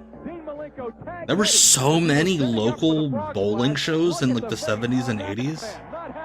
Rey Mysterio Jr. taps out to the Texas Cloverleaf, and Eddie Guerrero is livid. There are no alliances in World Championship Wrestling as exemplified. That match I remember being a lot of fun. Eddie and Ray against, or Eddie and Dean against Regal and Ray. Alright, Julio Sanchez, aka Julio Fantastico, aka Julio De Niro, a legend, a hero of wrestling, future TNA Hall of Famer. Otherwise, the New World Order could run away with this. It's coming up on the 23rd of November. I guarantee you Terry Taylor in the back was like, Sanchez, Guerrero, they'll have a good match. Eddie Guerrero will be involved in World War III, legend. Julio Mediocrito. Of Rey Mysterio Jr. What a match that was at Halloween Havoc in Vegas. They're going to do it one more time. It was one for the ages in October. The November match can only take it up one more step. Yeah, well, Eddie Guerrero wants this rematch more than anything. Shout out Brian Zane, another guy doing it right, doing it well.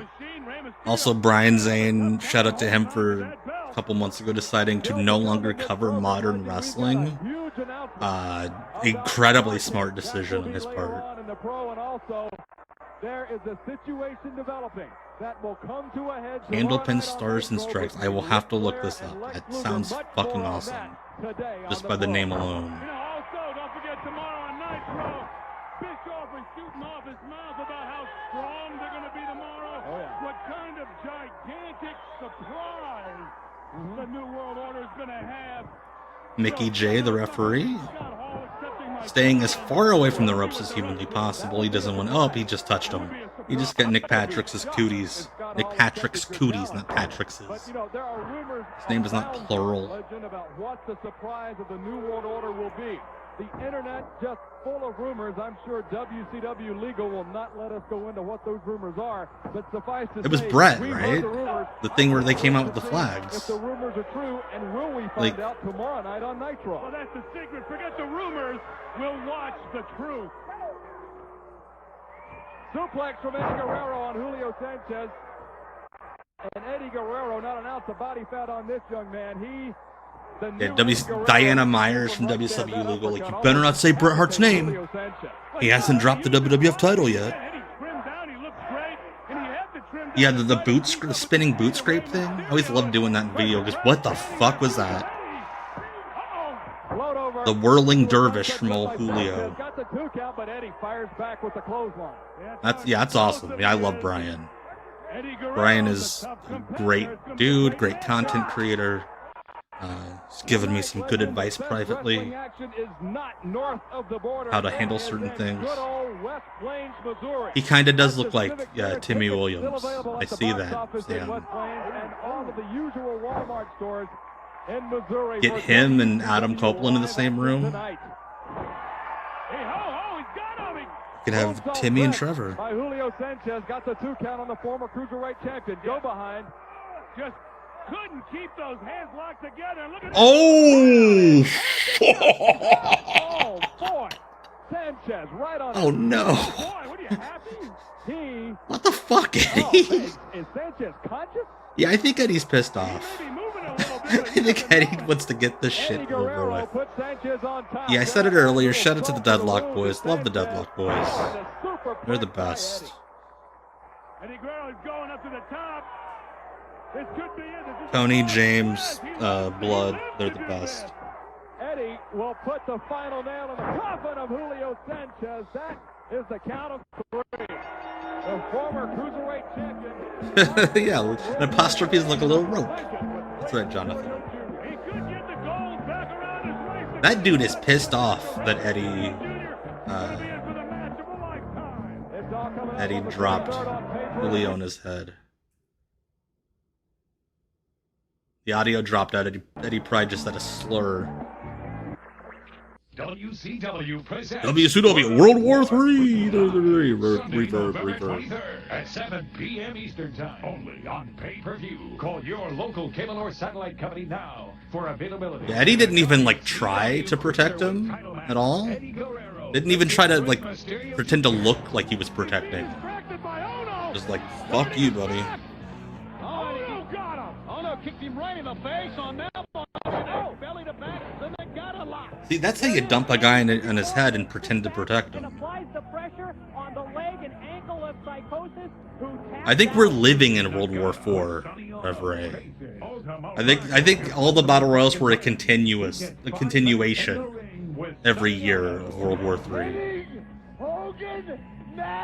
They should one of these deals where you get 5 minutes alone with the manager if you win. Should end up with you make the guy winning and then he makes out with the manager. Gets his consent first, because consent is key. But we definitely need a 7 minutes in heaven match.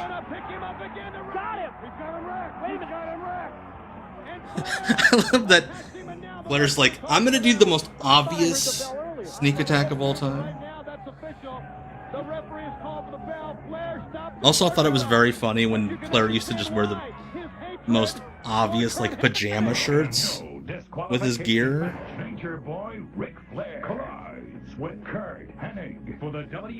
Yeah, a Vince Russo 7 minutes in heaven match would, like, involve everybody involved and not wanting to consent to it. 1-800-843-9266. DirecTV subscribers call 1-800-347-3288. WCW presents World War III. Sunday, November 23rd at 7 p.m. Eastern Time. Only on pay-per-view. There we go, Public Enemy. World War III will be the 23rd on pay-per-view. Legend, call your cable company or satellite provider. 60 men, 3 rings, the winner. One guy is going to come out of that. Stop doing that. Somebody is going nuts with a little knob backstage. Private Enemy, I think that's, I was going to make a politics joke. Again, I'm going to stop doing that. YouTube. Wrestle for the heavyweight championship of the world, of course. We all hope he'll be wrestling Sting. Oh yeah. I love the teenage girls that are really getting into the Public Enemy song. Just going nuts with this little knob. Oh, down the streets of Washington D.C. And speaking of that, Legend, here is the big announcement we talked about earlier. This might. This Saturday, this crowd is legit singing along with Public Enemy's song. There are like 12-year-old girls going, "Hey, oh." Public Enemy should have just been like a Universal Studios act. All Ticketmaster outlets and the U.S. Air Arena box office in D.C. Rocco Rockstars, he would have said 6'7". Oh, I think we got, yep, Gangrel, Dave Heath, and Todd Griffith, who is not a vampire to the best of my knowledge. Yeah, Johnny Grudge. Johnny Grudge! Most southern-ass fucking redneck, being from South Philly. Look at me, the original K-pop Demon Hunters. Saturday, it is going to be madness in Washington, D.C. Yeah, do you think Gangrel told Todd Griffith, like, hey man, if we win, I'll bite you. You can live forever. Well, and Rocco got the first shot here, went down, came back up, nailed him. Got it. What the fuck? Todd Griffith and Dave Heath taking on the Public Enemy. Rocco Rock was going for the shine, and Todd Griffith's like, fuck you! I want to do a move now. Those things are probably more expensive than they look to recreate, but I'm surprised none of the bootleggers have not tried to make Public Enemy jerseys. In a battle of luchador teams, and in the main event, as we said earlier, the tag team titles on the line. That's a lot to do, I think, with shitty American culture, more than anything. Maybe because they're brothers, I'll just buy one card. Hate your kids. Oh yeah, you were there earlier. You made the promise at the top of the show. They're gonna get cards. That is what they are. Okay, I thought I saw the logo on the sleeve. Hello, JD. Couple of Harley parts. Okay, I didn't know the Stash Pages did one. That makes sense. Stash Pages rules. Boy, bad thinking. He wanted to get the momentum off the rope, but he didn't look where he was going. Cover by Todd Griffith. Got the count of 2 on Johnny Grunge. It is so funny though. Public Enemy is like making 6 figures on TV every week, and they're still just wearing like modified bootleg jerseys. Still money on repeat. Thank you for the follow. I cannot wait for Nitro tomorrow night from the Mid-South. Gonna head over to Mud Island, Graceland, doing the whole deal. Then it's over to the Mid-South Coliseum for Nitro, where we will see Alex Wright in action. Chris Benoit on Nitro tomorrow night. Oh no. The Disco Inferno will grace us with his presence tomorrow night in Memphis. Well, I'm at the broadcasting stand with Shivani. God, Todd Griffith really wants to get that bite. Gangrel, get that hickey. I have not, because I don't think Mike Rotunda rules. I feel bad for his family, but I thought he was boring as fuck. So I can't do a why somebody rules about somebody I don't like. It's insincere. I have credibility as a content creator, man. Knee right into the gut of Johnny Grunge, and that takes the big man down. Bo Rotunda. if I did a Bo Dallas one, it would just be about that segment where he out-rapped Flo Rida. Kind of emotional trauma we see Ric Flair in. I mean, he's acting emotionally, you know, with Kurt Hennig when he should be losing his mind. That patented Johnny Grunge leg drop that he always did. Russian leg sweep, and Johnny Grunge makes the cover, and I think he should have made the tag. He got a 2.5 count, but he should have made the tag to Rocco and finished it off. He should be going now, but again, you get emotionally involved. If I run out of guys, maybe someday. The thing about why they rules, I keep it to 60 seconds, because it's like, I tell you why they rule, and then you go do the research and find out other reasons why they rule. Rocco now opening up on David Heath. Rocco's doing a smart thing. He knows Grunge didn't tag him. He knows Grunge is in trouble. He's got to make his move. Yeah, do you think the Armstrongs are in the back like, oh man, that's our move that we never get to do? Being double teamed by the Public Enemy, looks like the drive-by coming up. The Armstrongs don't even get pins with the Russian leg sweep. Oh, you mean duck out of the way? The drive-by. Yeah, I probably wouldn't do Shane Douglas rules. I think he's funny. And the count of 3, and the Public Enemy marching toward the top of the tag. You guys want a spoiler for Friday?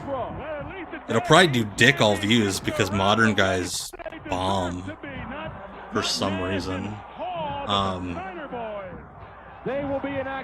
Friday's going to be Samoa Joe, FYI. Our first look at Lorenzo. That's still to Oh God, Lorenzo. Live on pay-per-view Sunday, November 23rd. Joe is a go.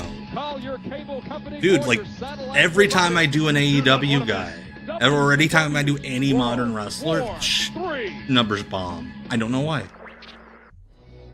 60 men start their way into the ring. Ring number 2. I hope Joe gets big views, but like, I couldn't even get enough people pissed off with the Orange Cassidy.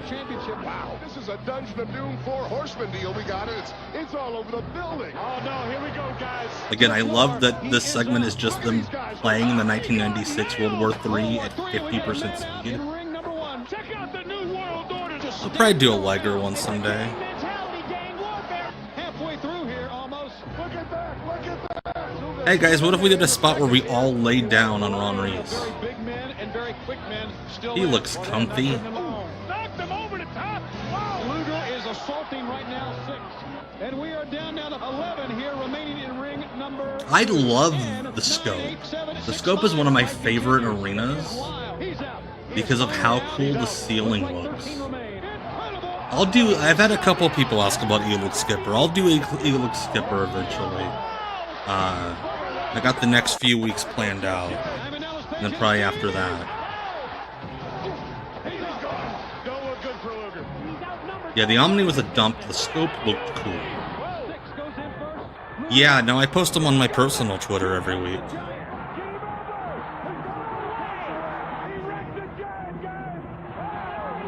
Though I would never do YX rules because even though I'm on it, the app fucking sucks. World War III 97 is going to be. Here comes Lorenzo, baby. That was hot. Just wait till the 23rd. The future of the business. The prize is bigger than ever, Scott. Yeah, they're doing like that weird speed up and slow down thing that folks have to do on YouTube for copyrighted footage. That's a very funny observation. Blue Sky, I think it's like 3 minutes.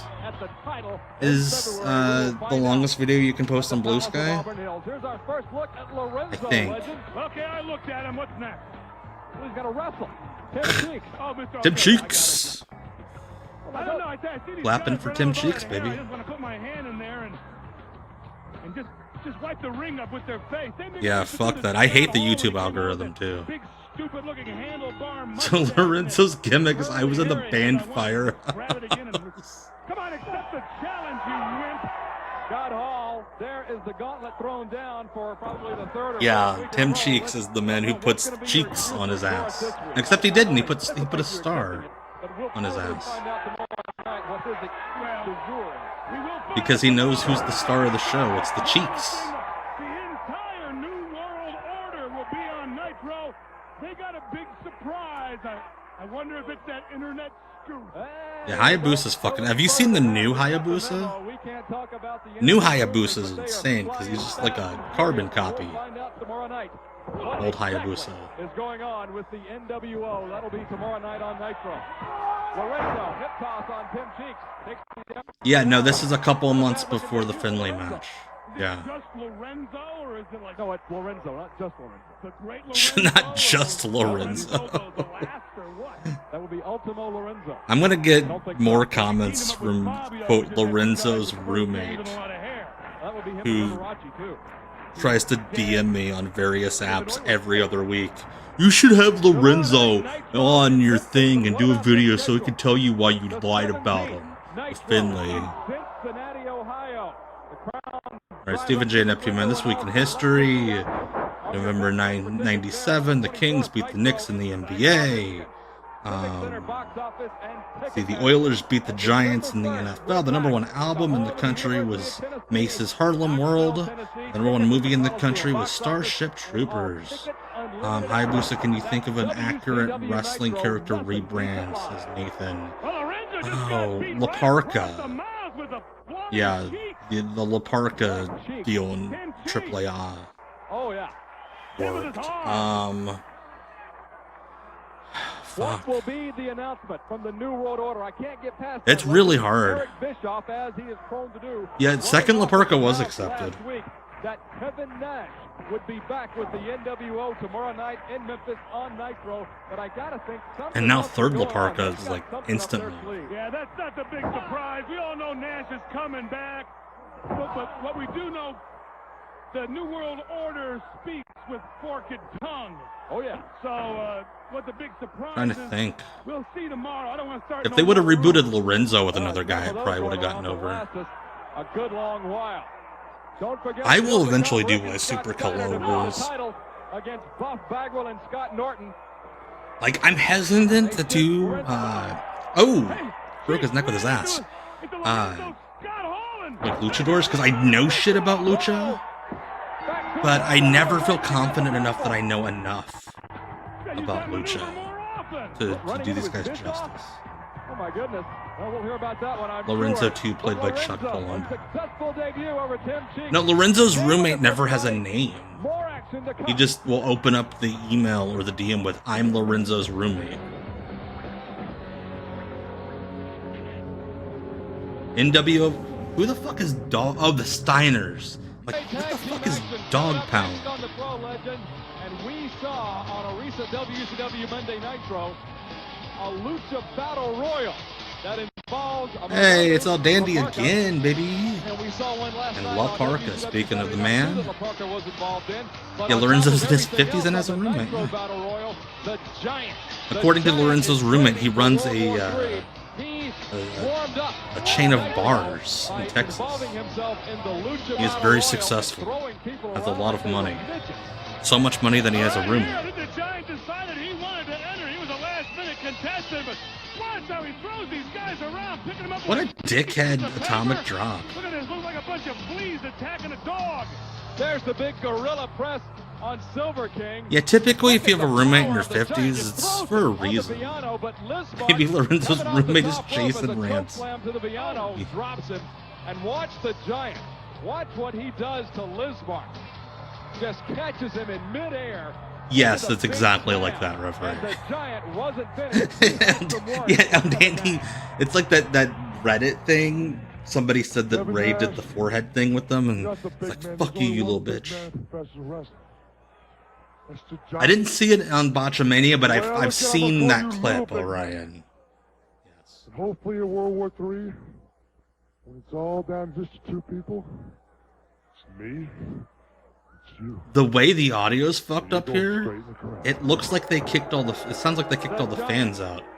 All right, Lismark Jr. and Hector Garza, who did not get an entrance. I assume somebody pulled their dick out and they had to edit it out. On the big man of the NWO. Well, no doubt in my mind, not only is the Giant the biggest man, he's also the best man, and may the best man win as long as it's a member of WCW. I'm surprised Zbyszko said that. He doesn't like weddings. Why would he have a best man? All right, Brian looked up Lorenzo on Wrestling Classics 2012. There's a post that says his name is Scott C. He owns a giant gentleman's club. I assume that just means a big building. But could you imagine a strip club that's like you have to be like 6'8" to get a lap dance in here? Really good guy. I've known him for a few years before I realized he was Lorenzo. You wouldn't have fucking known he was Lorenzo. That's Lorenzo. Yes, Lorenzo is that guy getting me. Yes.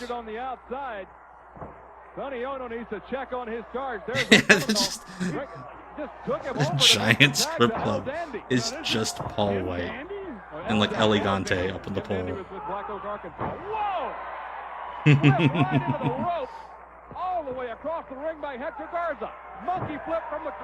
Oh my god, that was insane.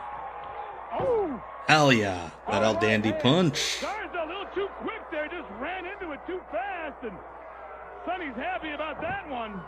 Garza from the top, moonsault press doesn't even go down, does Garza? Doesn't even go down because it was supposed to touch him. Yeah, Garza's all over the place. Dude, Elegante seems like a guy who would have fucking loved being a stripper. Yes. He would have been giddy. Now he missed him by a tamale. Tamale. Ixnay said that. Oh, okay. He shoots Lismark out of the corner, and Laparca. Zbyszko just wanted a reason to be racist. On the second generation competitor, Lismark Jr. He's got the right idea. Laparca throws him. Oh my. Oh, that had to suck. Over the top and just I don't think Garza got the mustache until like after the year 2000. Cover, and he got the 2 count on Lismark. I thought he had it. Yeah, I thought he had him too, man. He just didn't have him cradled up quite enough. Yeah, Hector Garza. And the thing is, TNA wanted to make him like a main event guy. And he got caught at the border with steroids.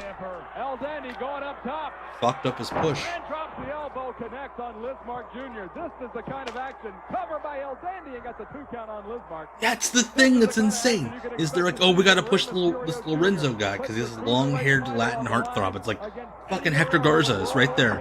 Way better looking. Way better wrestler. They can only get better. Literally the only thing that is the difference is the racism. Dandy and Parker go down. Garza, scoop slam on El Dandy. Yeah, man, you could tell Dixie was. I think he might have caught it. She really wanted a Latino superstar.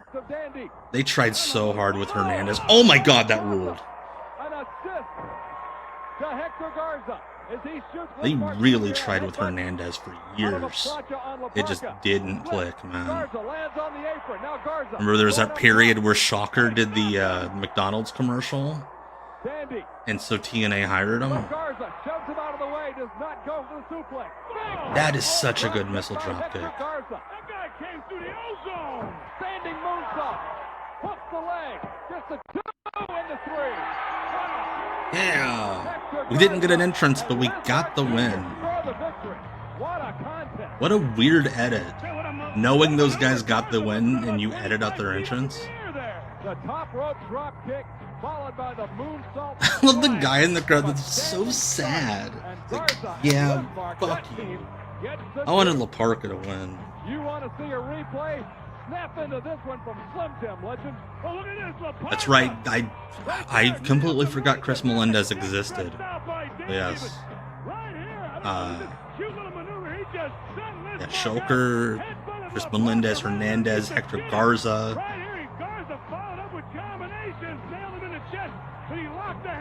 I think every year in the World X Cup, Team Mexico won. Like, They really wanted to get some sort of Latino superstar. Sunday, November 20th. That fan was gambling on the outcome of worldwide matches. That's a degenerate right there. Company now for availability. Get ready for war. 60 men will do combat in a 3-ring battle Can we royal. The winner clip that sound bit for when America finally splits in half? Because it's coming. Like the Trump post on Truth Social, and then screenshot that with that "Time to go to war." More of the same. As in Paul back, he it didn't take long. The Disco Inferno submitted. The Disco Inferno has submitted. And ladies and gentlemen, we have a... I love Raven getting in the ring there with like the hair thing, like he won the match. He calls that move the ring. I think Bungie did the tree. I think they're taping Collision tomorrow. So I think they're going to do Royal Rampage on Collision. Oh, that's dope getting Melt. I would have loved to have gone to a Nitro in this era. Bizarre enough earrings in the wrong places, but when I watched him wrestle, this guy knows what he's In that Raven doc, there are interviews with his like college buddies. Where they're talking about like in this era, he stopped answering to the name Scott from like his real friends, and would only answer to Raven. All right, Yankee Hawk, we'll see you Sunday. Have a good one. 1-800-333-DISH. Turner Premier subscribers, call 1-800-843-9268. DirecTV subscribers, call 1-800-347-3288. WCW presents WCW presents World War III. at 7 p.m. Eastern I on pay-per-view. think it's on Amazon Prime. Oh, Collision's not being taped tomorrow. Okay, never mind then. Yeah, Blood and Guts tomorrow. 2 Blood and Guts matches, men and women. The women are going to go fucking insane because they desperately have wanted this match for years, so they're going to do batshit stunts. Vicious and Delicious, fucking awesome team. A team did not get its due. I did that video where I listed them as an underrated team. I fucking love Vicious and Delicious. As Ric Flair interfered, Well, happy holiday, whatever holiday that may be, Low Dog. Take a look at him and Ric Flair at the ring entrance area at Nitro. They're going at God, those 60-man battle royals had some of the funniest guys to fill them out. There was that one year that Kevin Sullivan just got indie guys booked on it, like Tony Rumble. Monday Nitro, Ric Flair versus Lex Luger. Yeah, the WCW guys at each other's throats. Luger, he's getting up in the rack, but Flair's, again, he's running on emotion. He's being fueled by hate. He's not thinking straight. Luger could have... Well, Scott Norton had a WWF tryout in '95, I want to say. They had their shot at it. But he was making way more money in Japan.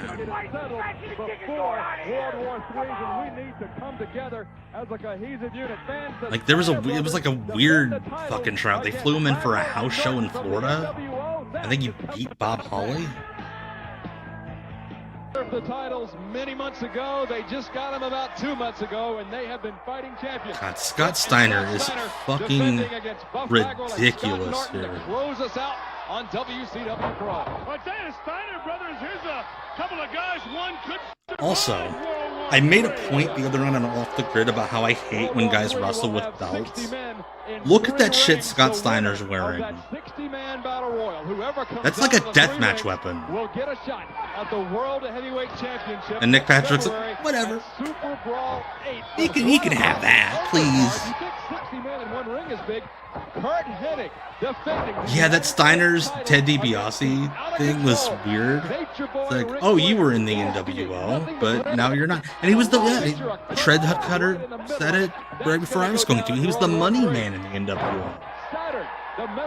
And then Bischoff joined, and they retconned it to say that Bischoff paid for all these guys with Time Warner money. So it just made Ted DiBiase completely useless. Oh yeah, it is. Yeah, it's a back race. It's a lifting belt. But I'm just saying, in canon, Like, how do you justify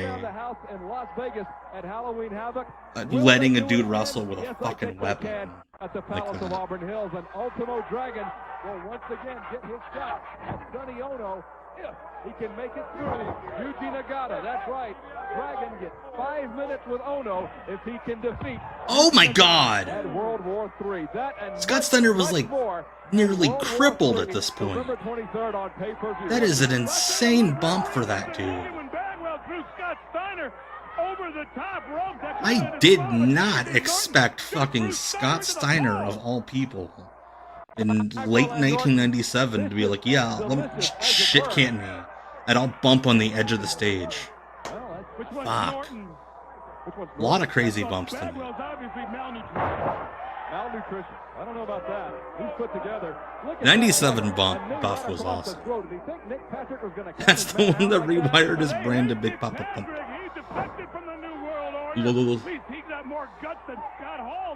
That's true. And another defector from the New World Order, Ted DiBiase in the corner. Here's a free idea for convention promoters. Book Scott Steiner to dress as the Purple Warrior in that weird pimp costume he wore when he cut that promo on Ric Flair on Nitro in like 2000. The giant foam pimp hat and like the velour shirt. Don't book Rick Steiner, he fucking sucks.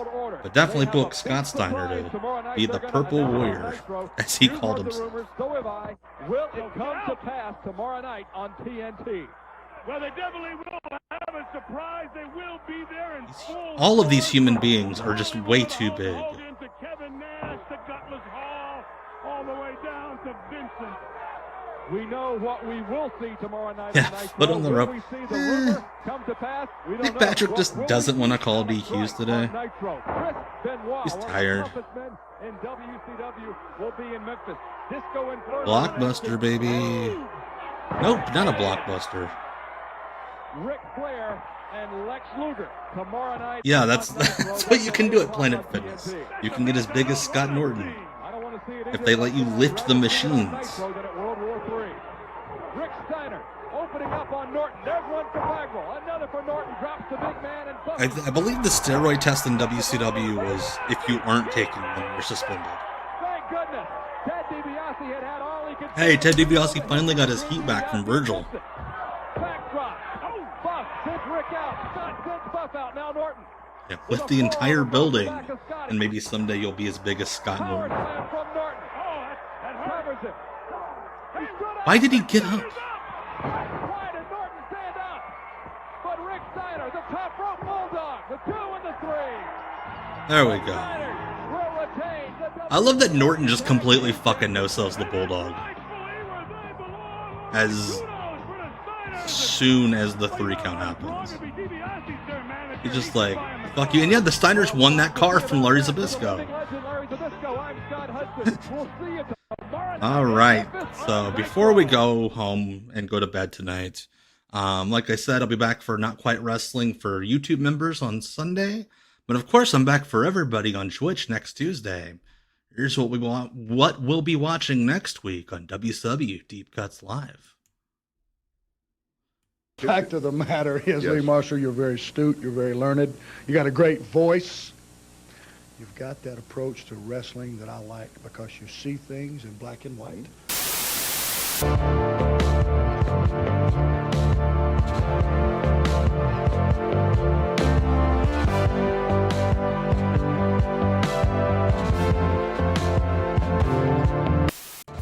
All right, that's next Tuesday.